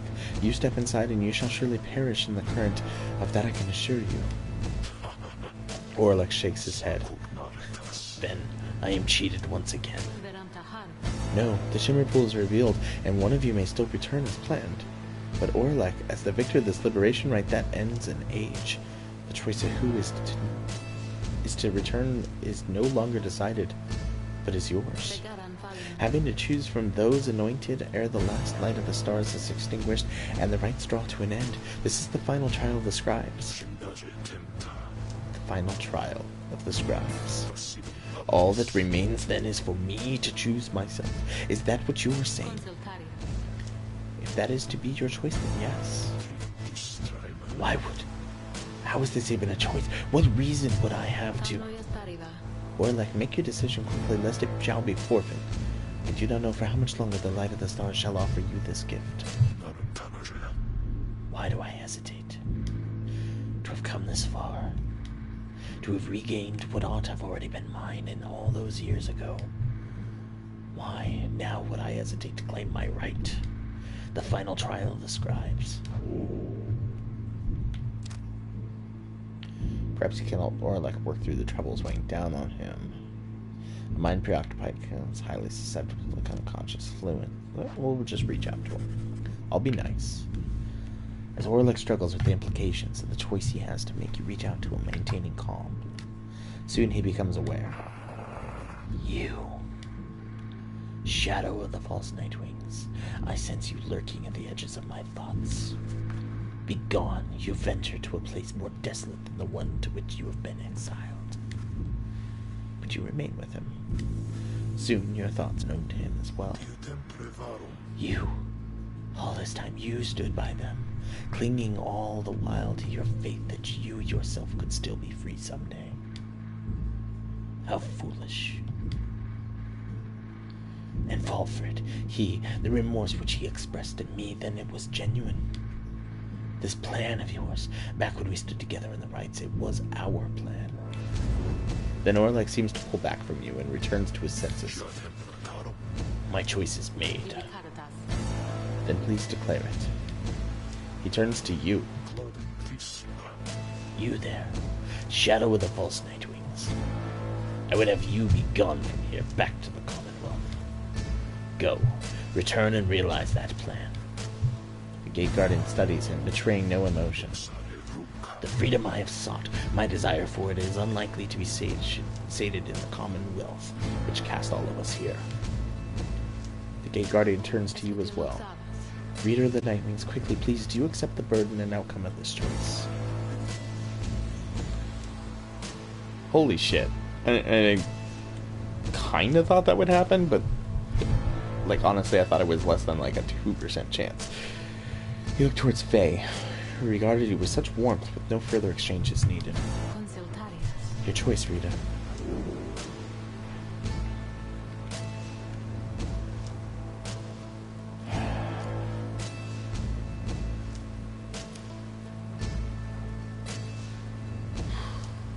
What the fuck, game?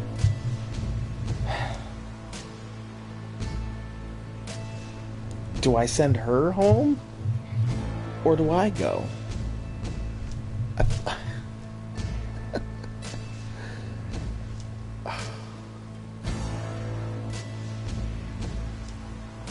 Oh, that's what I'm feeling. Yeah, that's what I think too. What is being offered to you is far too precious a thing to be declined. You accept. You've chosen to be free yourself. The choice is made, then. It is done. Faye looks to you this one last time, her heart filled with unspoken understanding. I'm sorry, Faye.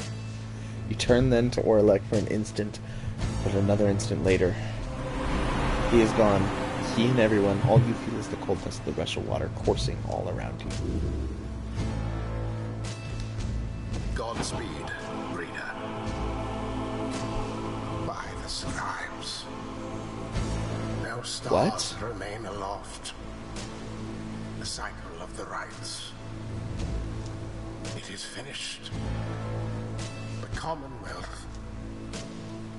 What shall become of it? I'm a star. What shall become of us? Nightwings. The opportunity to gain your freedom from the downside. Was it not enough?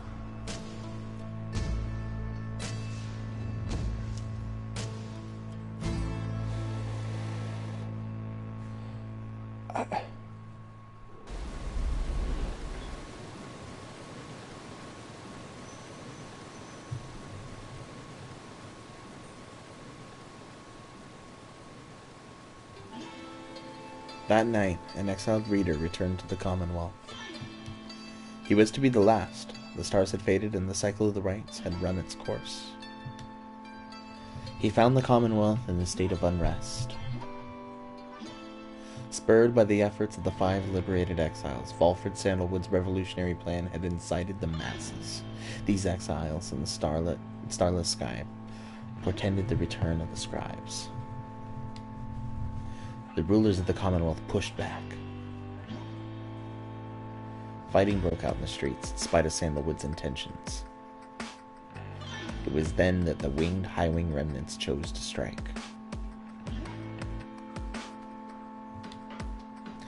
Allegations that the High-Wing remnants were in league with Sandalwood were never proven. However, there was no denying the result of the two-pronged attack. After enduring for almost a millennium, the Commonwealth had fallen. The new Sahrain Union declared its sovereignty in the next year. Among the changes that elected leaders ushered in, they vowed never to cast their people into exile, and they abolished the old Commonwealth decree forbidding literacy. Today, we still remember all of this. And we remember the exiles of the downside, whose deeds led to the dawning of our age, whether they returned or not.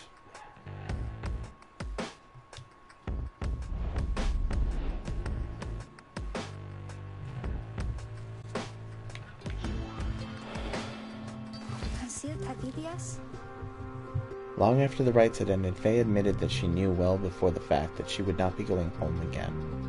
At least, she had a very strong feeling. God, I feel bad. She ended up not minding very much because she had little to return to in the Commonwealth. Her sense of home had changed. She took to wandering from one celestial landmark to the next, ever paying homage to the 8 scribes who she believed had influenced all that transpired. She was no stranger to traveling alone, but was always happy to have company. Through it all, she would wonder how her little friend Tizo had fared. While they were divided now by a great distance, he always remained in her heart. Though they could not see each other any longer, Faye often thought about Jodariel and spoke to her as though she were there. Faye tried never to make a decision without first consulting her idea of what Mr. Dariel might say. One day she encountered one of her former adversaries, one called Almer Oldheart, who had served the Fate. She remembered him much more than he did her, although only just at first. Their shared experiences in the rites and their different points of view about the scribes formed the basis of what grew to be a long-lasting relationship. Faye always was devoted to her faith, but more so to her friends. Her gentle manner and unwavering conviction often helped them brave life from the downside, both with courage and with grace.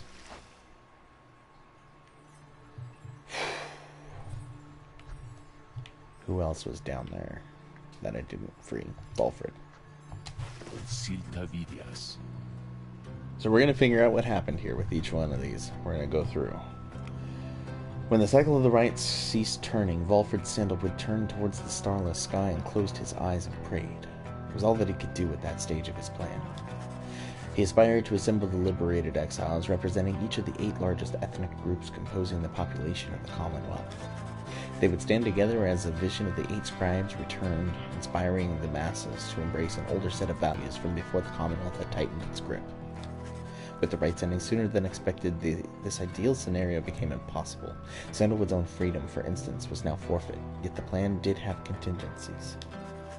Word reached him that, on the night of the scribe's return, several of his fellow liberated Nightwings stood together and their voice echoed through the streets. It was vital to Sandalwood that this stand against the Commonwealth be peaceful in its nature, but this proved to be untenable after the Highway remnants appeared. There was speculation that their well-timed assault may have happened by coincidence, not have happened by coincidence, though Sandalwood denied any involvement and regretted the bloodshed. Nevertheless, the main thrust of the plan had been achieved. Sandalwood kept busy after that as much as possible, providing counsel from afar to those who would be at the forefront of the birth of the Sahrain Union. Our nation formed in 839 AS after the fall of the Commonwealth. Of course, being stranded in the downside meant that there was only so much he could do. Resting assured that the future of the nation was in capable hands, he turned his attention to the remaining exiles of the downside. They might never return to the new nation, but at least they could experience its triumphs and its struggles in some vicarious way. So he took to his old work, writing and printing. As literacy began to spread again through the Sahrain Union, so too did exiles of the downside take to it, for this part of Sandalwood helped to teach as many as he could. More than that, he proved the material to read a semi-annual report about the latest events both the Sahrain Union and the downside. This periodical gave many exiles something to look forward to. He enjoyed exchanging letters with the reader of the Nightwings, who kept him well abreast of how other comrades in the fledgling nation fared. It is said that at some point he made amends with the old one-time friend, Orlek, with whom he clashed during their days as exiles. After that, they seldom traveled separately. As Valfred Sandalwood gained more fame throughout this land for all his sacrifices and contributions, it is said that he remained steadfast about two things. The first was that the cause itself ought to remain in focus. The freedom that the people had achieved was a gift to be cherished, a set of values that needed to be nurtured. The second point he made was that he himself had little to do with the outcome. He would often praise the exiles of the Nightwings who stood with him, each in turn by name. He never forgot any of them. One day, to commemorate his birthday, the people of the Sahrain Union unveiled a monument depicting him and the Nightwings as imagined in their prime. While Sandalwood did not learn of it until much later, it is said that he was moved to tears then by the gesture. It is since ensured that those of us with memories more fallible than others of Sandalwood likely remember the achievements of his fellow former exiles and our cause. Holy hell, is this going to be that much reading with all of these? Sorry, I gotta see what Ron's doing. Do you guys want me to read all these? I feel like they've built all these characters up that I kind of want to know what happened to each. It's just going to be a lot of text. Okay, alright. With the rights drawn to a close, the slug market's revenues fell precipitously, and Falcon Ron was forced to liquidate his assets and close up shop.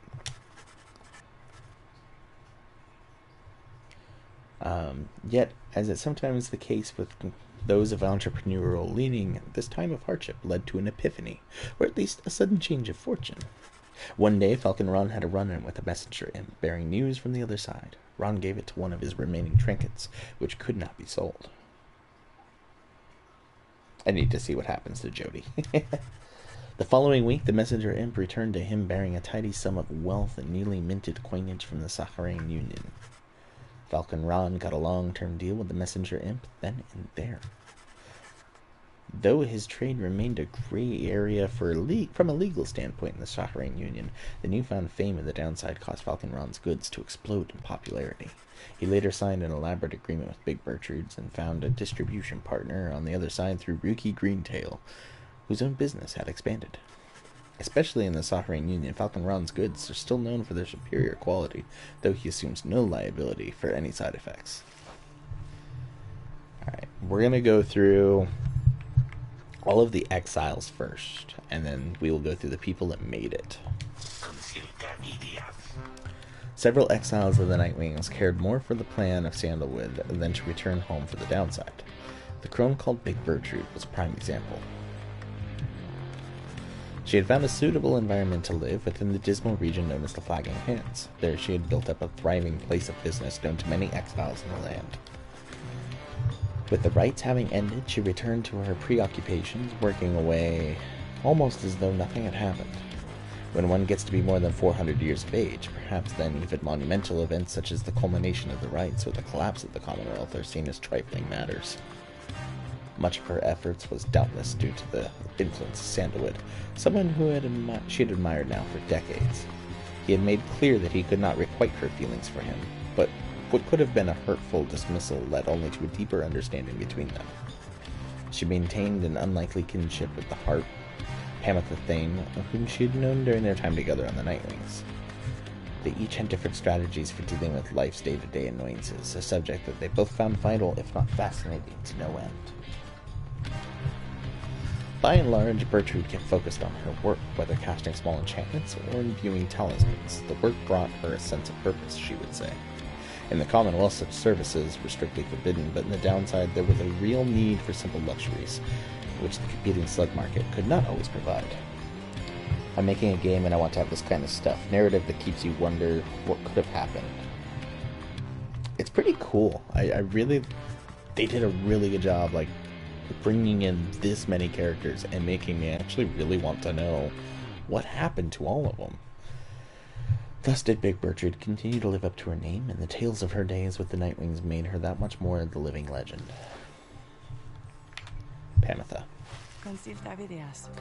After the rites ended, Pamitha Thane parted ways with the other Nightwings, stating that she needed time alone. I will make food of you all.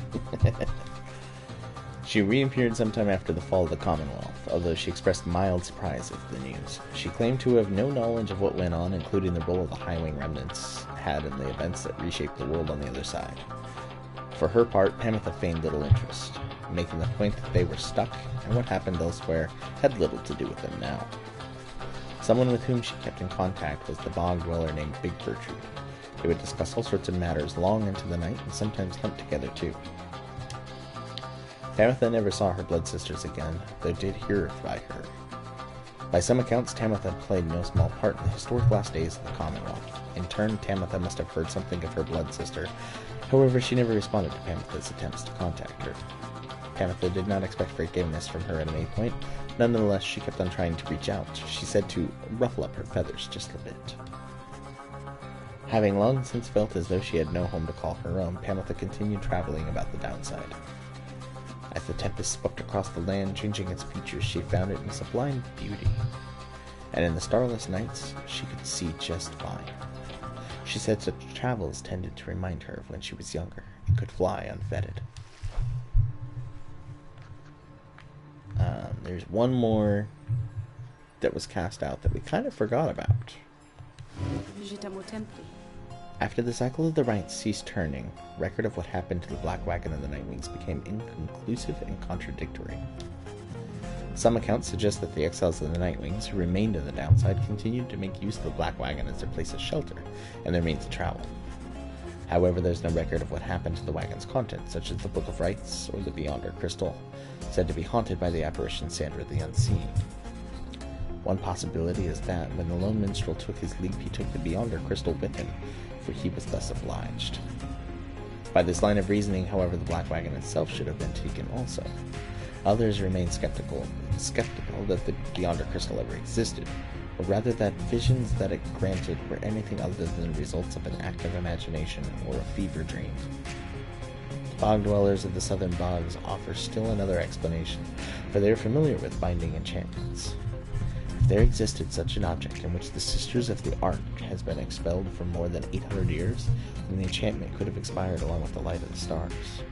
It's an ancient band of killers, trained almost from birth to carry out their missions without fail. What this would have meant for Sandra and the Beyonders is difficult to say for certain, other than that it had meant that they were finally released. Nevertheless, the fates of Sandra and Beyonder Crystal remain unknown. Yet those exiles of the Nightwings who claimed to have seen this apparition all spoke of her with degrees of relevance, or perhaps a little fear. Oh, we got more. We got a lot more.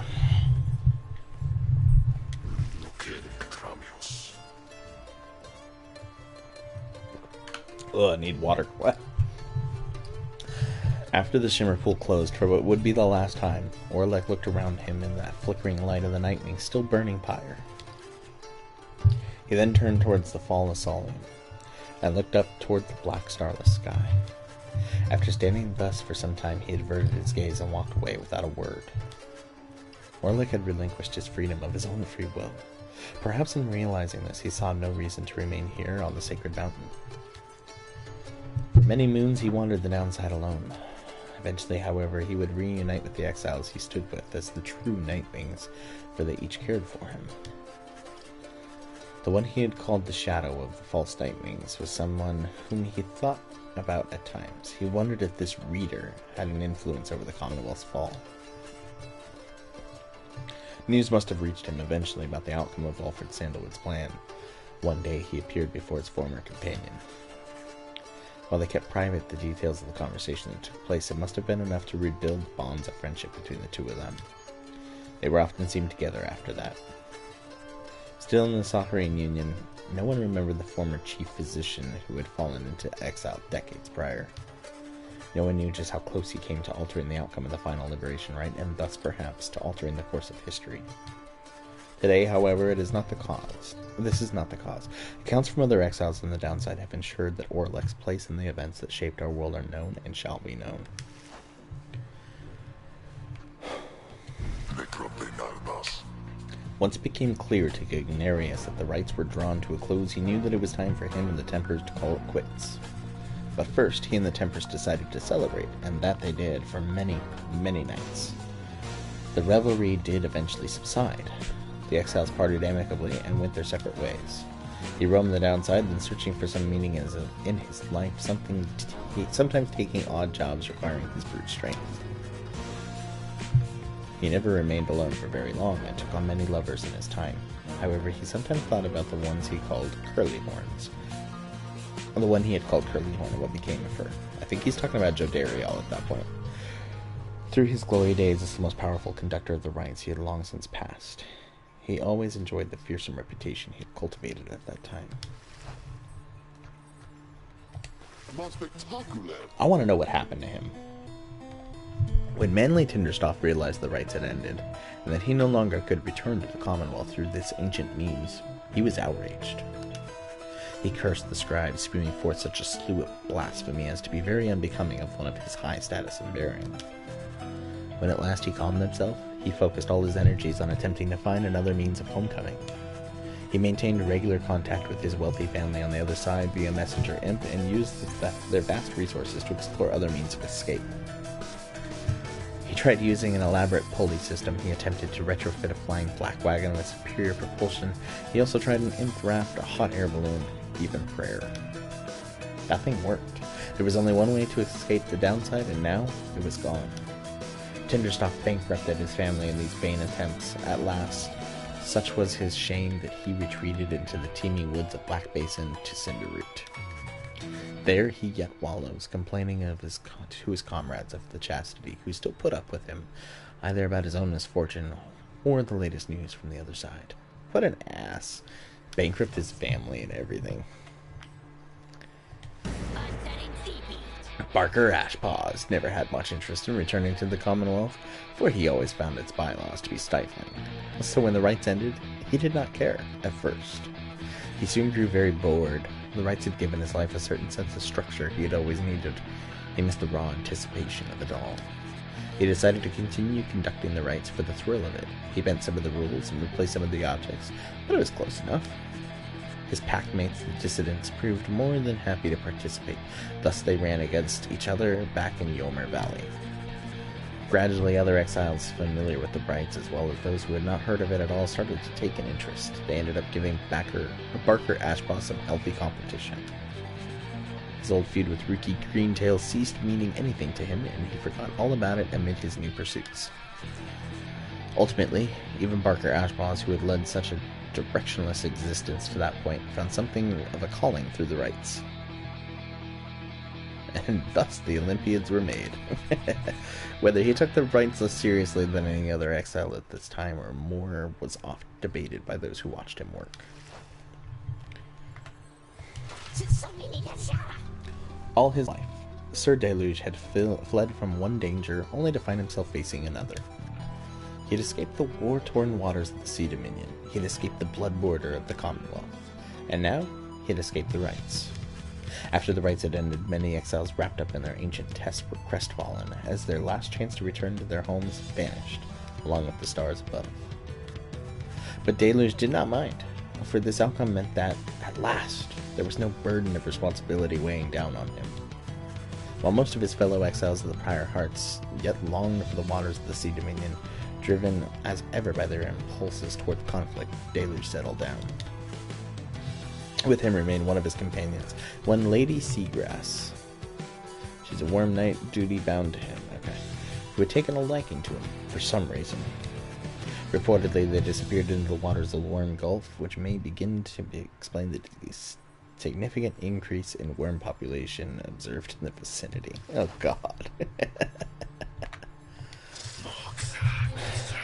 After the cycle of the rites had ceased, Witch Umilda returned to the Flagging Hands region, where she sealed herself within the Pit of Millith. There, even her fellow exiles with the Withdrawn allegedly grew unnerved after a time and left her to her vile work. Sometimes later, the Pit of Millith erupted into flame so intense with the conflagration that it could be seen all the way from Yomer Valley. Arson was suspected, though the cause was never verified. Many bog dwellers in the region were forced to flee. A tempest blowing from the north finally quenched the flames. Somebody got busy.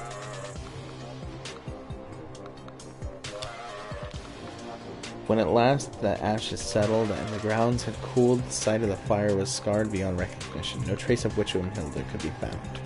As for the contents of the Pit of Millith, which notably included a profane object thought to be the remains of Yslok, all of it was gone as well. Back in the Serene Union, Umilda's repeated threats of the return of Yslok were thoroughly investigated, and no credence was found to any of her claims. Oh, fuck that asshat that hated Tizo.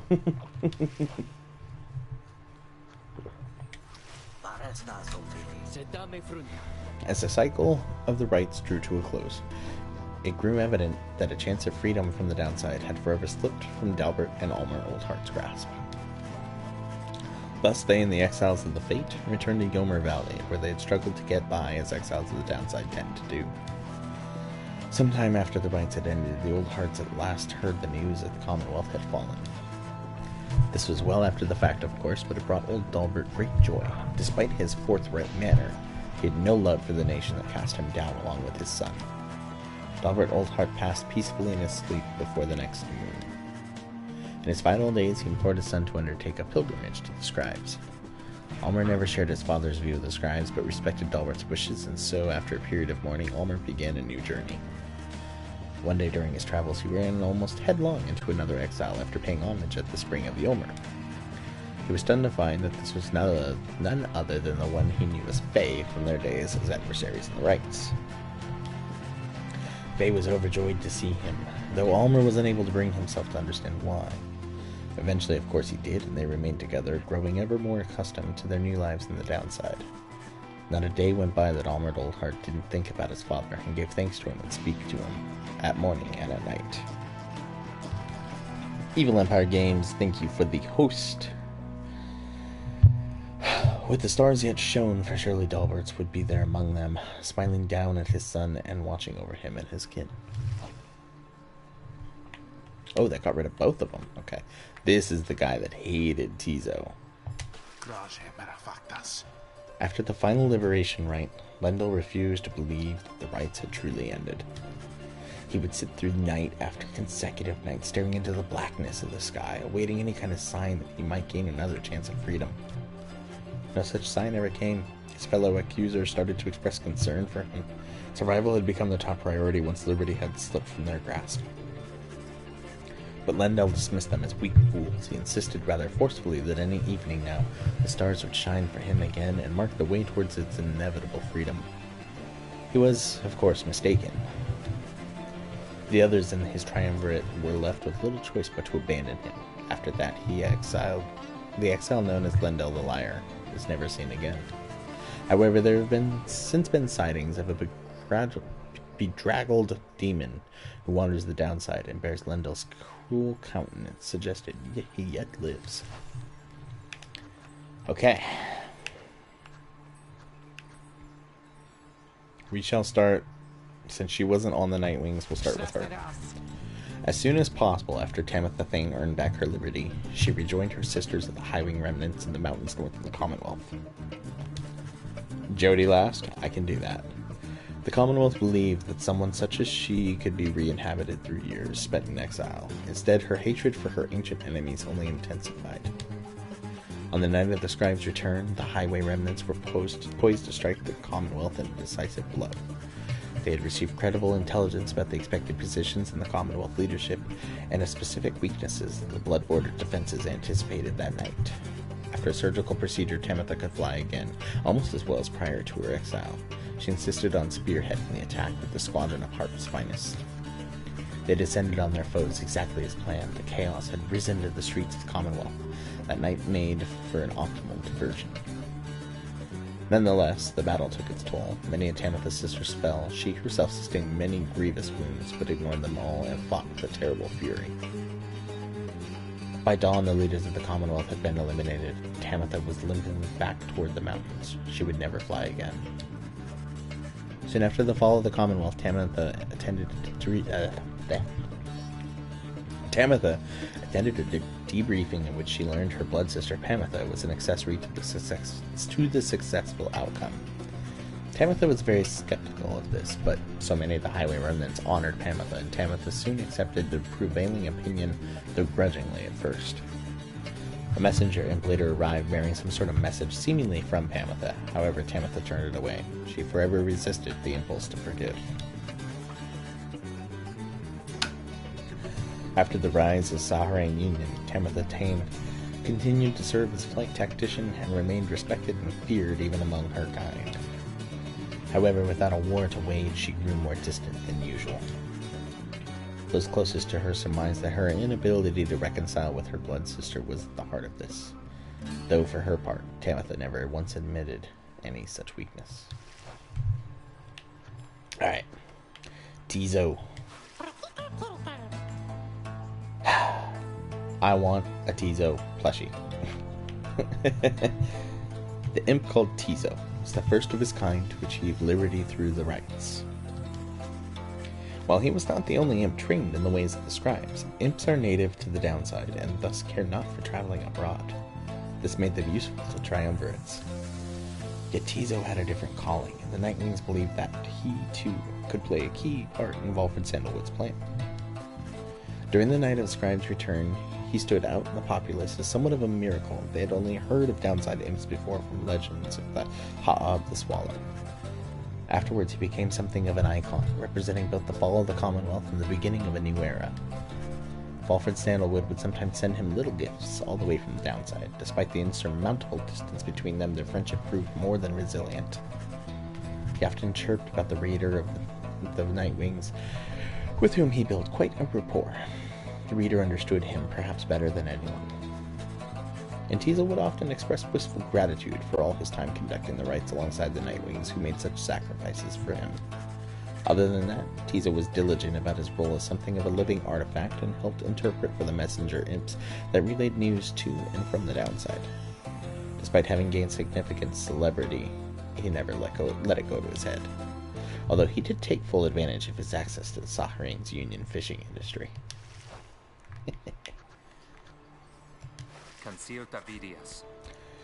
After his liberation, Hedwyn was instrumental in the events leading to the fall of the Commonwealth, and was vital to the outcome of the plan. He was the one who led the raid on the stronghold where Archjustice Androbles the Ninth was holed up when the fighting grew fierce. With him, then and thereafter, was one of the winged harps of the highway remnants, later identified as Fikani Shang, a harp whom Hedwyn cared deeply. They were separated when Hedwyn was exiled. Wait, she was a harp? I do not remember that detail. I don't remember him ever saying that. Their bond was vital to the peace that followed. In all his days as a leader in the Saharain Union, Hedwyn oft confided in his friend Jodariel. Despite her intense manner, there was no one whom he trusted more in times than circumspection was required. Hedwyn would often think back about the vow he made at the beginning of his quest for freedom. Cared for greatly. Although he cherished all of the friendships he made, he had pledged to Jodariel, Rookie Greentail, and the Reader of the Nightwings that they might all be free again, together.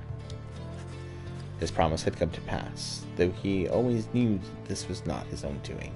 He was always grateful to the other three, his closest friends. While the others who stood in the Night Wings were not able to remain in contact, thus Hedwyn thought of each of them often, and so in turn did they oft think of him. Rookie? After Rookie Greentail earned back his freedom, he returned to a lavish welcome ceremony in the Commonwealth, as was the tendency for liberated exiles. Hold on real quick.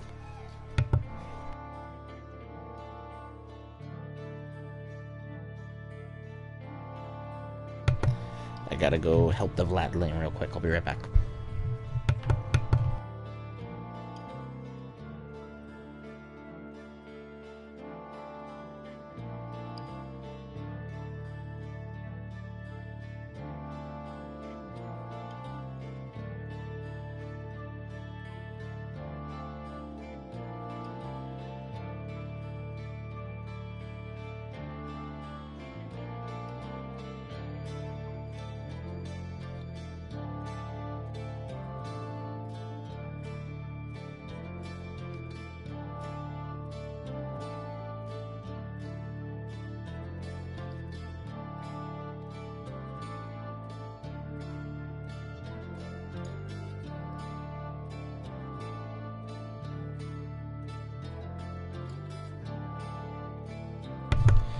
No, Sir Gilman will be after this. And then it'll be Jody.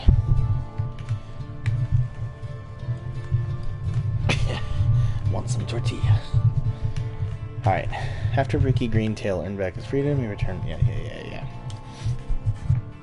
It was everything he could have hoped for. And soon he was well off, surrounded by luxury and choosing between various and exciting opportunities.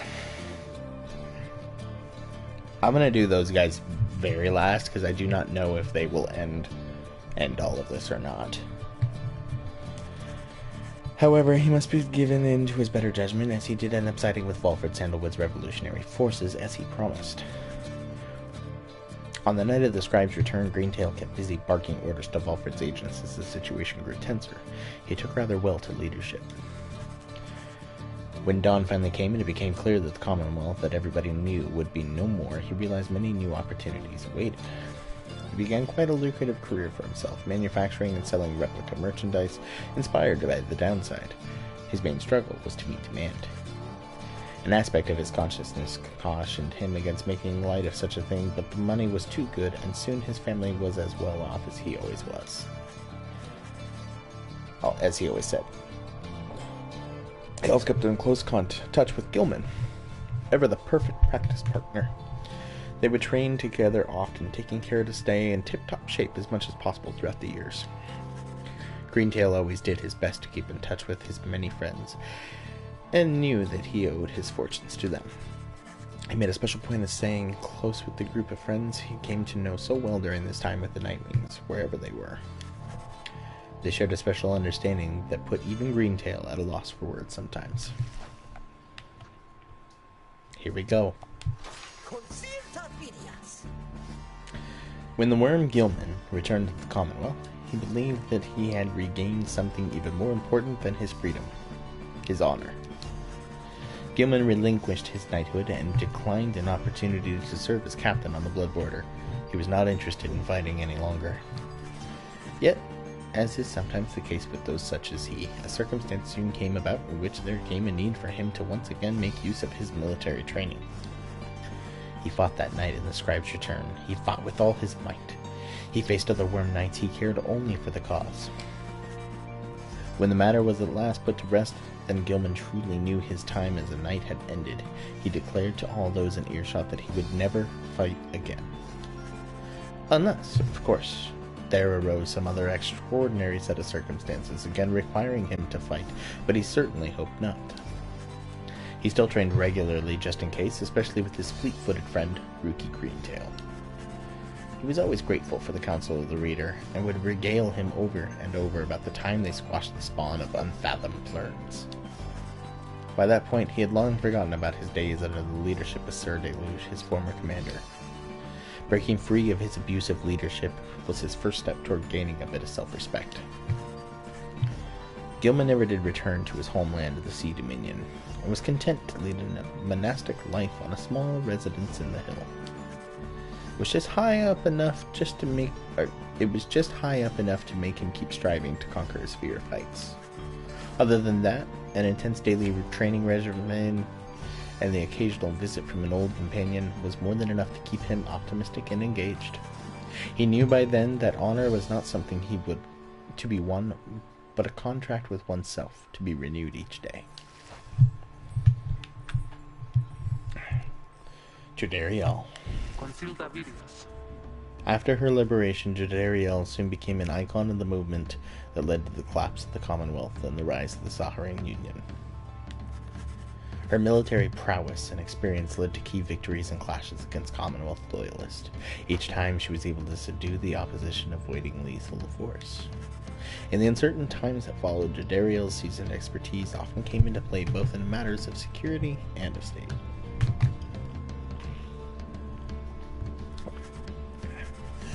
For instance, she conscripted and trained a team of volunteers in public safety. The community did not know what to make of such a cordial bunch at first, but soon came to value their service.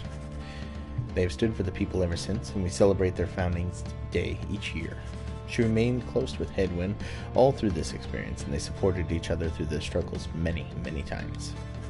She often had to stop herself from fearing for Faye, whom she tried to look after as much as possible on the downside. Soon she would reassure herself that Faye was very capable of surviving on her own, and in fact she was not mistaken. She continued training on her own, a regimen that grew stricter with each passing year. There were those who sought to train with her, and she sometimes obliged. There remained one other constant in her life. She would always remember her days among the Nightwings, and with fondness for the most part.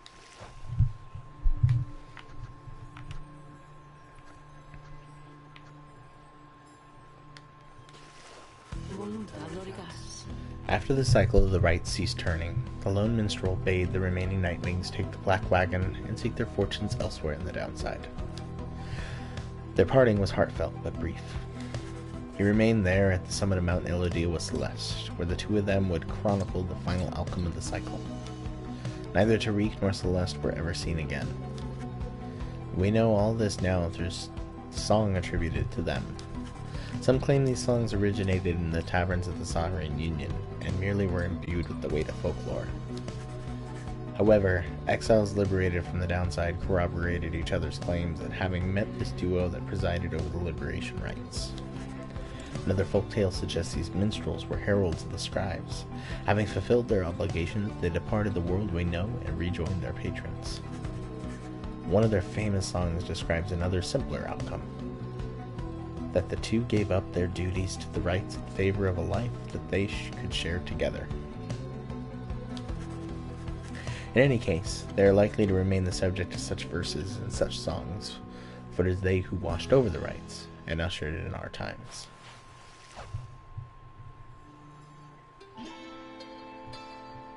There is one more account which warrants mention.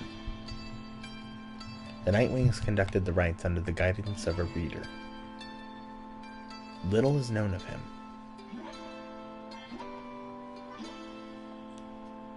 However, some accounts of him begin to paint a picture. We know he was of common birth, weak-framed, though raised with a penchant for learning. The journey to the downside left him close to death. It was then that the Nightwings found him.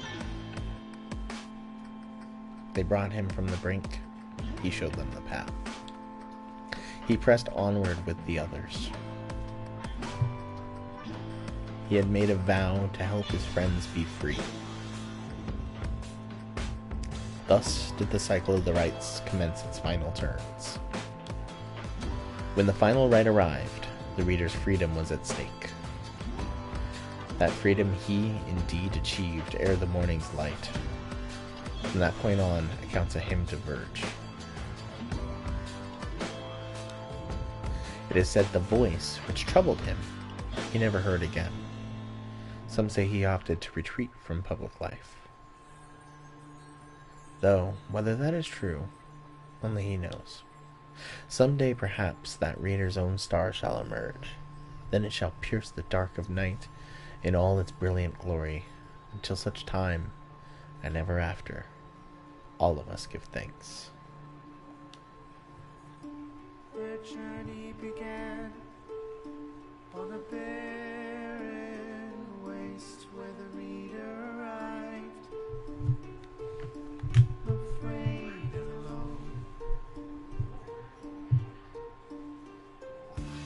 I have a feeling we're going to see credits, so I'm just going to mute and we're going to let the credits run. I'll come back after the credits. Awake in the night wings and ignited the flame. They follow the stars bound together, strands in our brain till the end.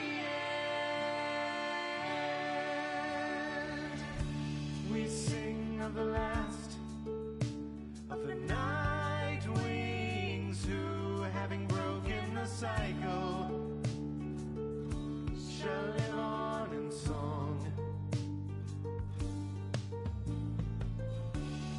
Headwind prevailed and strode the path that his heart laid before him.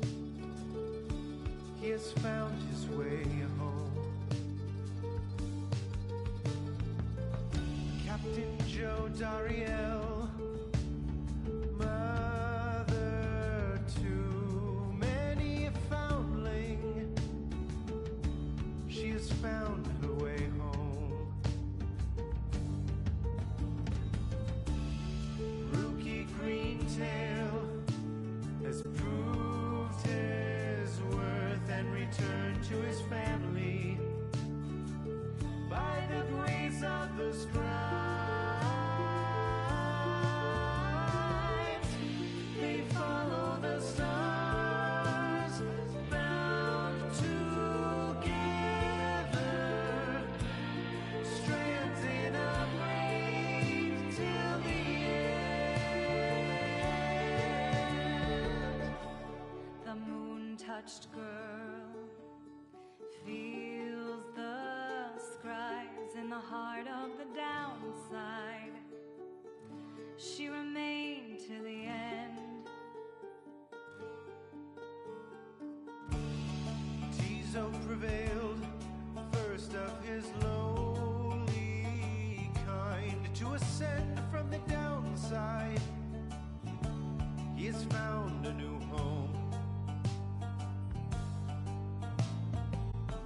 Sir Gilman the Bold, ever in his quest, finding honor and glory, he has found his way home.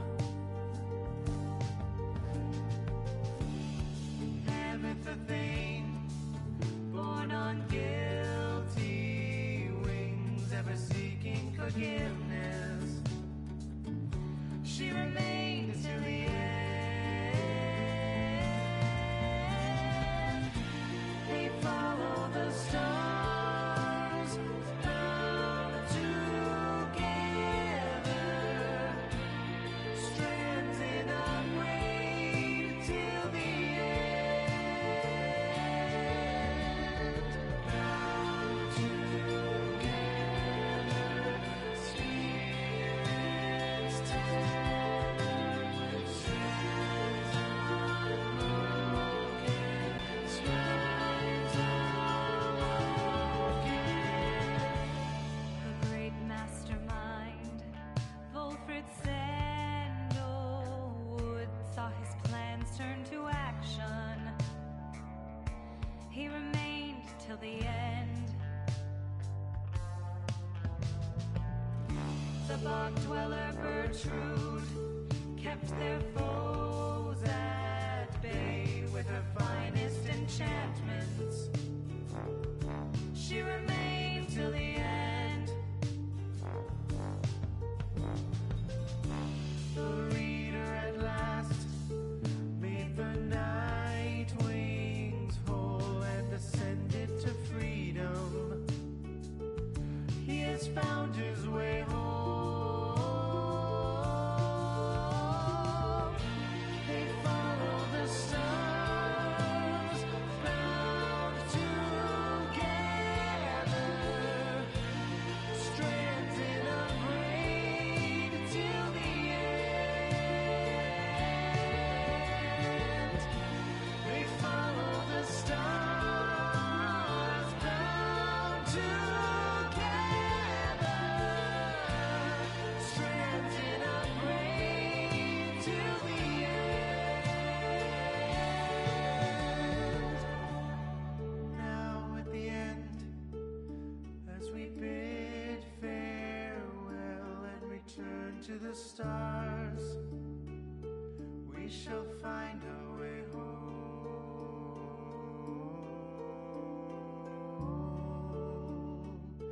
We shall find our way home.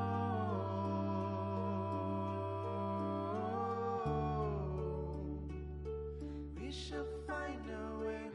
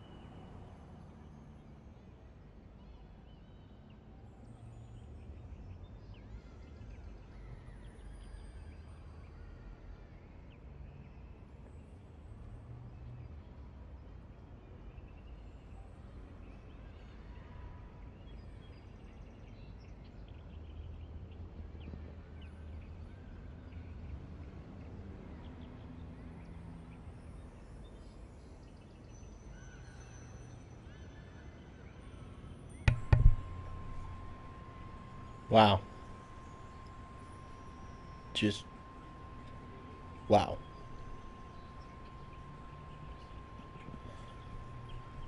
That game was awesome.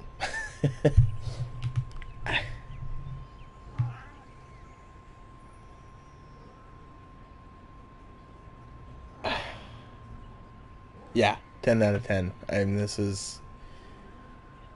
there's only one other game I've played this year that I would give a 10 out of 10 to, and this is going to compete with it. At the end of the year, I do plan to write up a top 10 for me, and I think this just took first place. The other game was amazing, but the story and the fact that they could make me care about so many different characters and make those final decisions so fucking hard to make.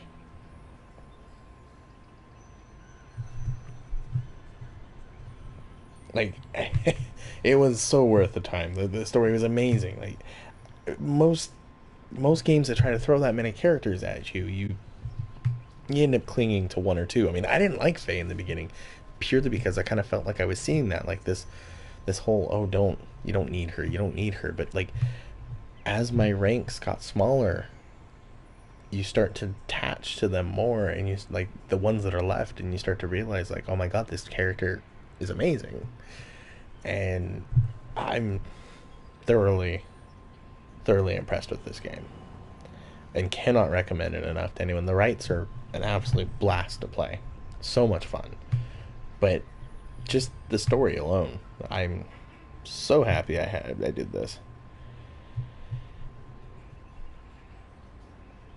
Yeah, like that part when Sandalwood told you that you realize you can't leave, like, I was just like, damn. No, this was an amazing game. Supergiant Games, as always, their sound, their music is phenomenal. I mean, I may not have enjoyed Transistor as much. I enjoyed the gameplay, I enjoyed the music. The story was kind of lost on me. But Bastion was amazing. Same thing. Music was a big part in that game as well. They know what they're doing, and this game was awesome.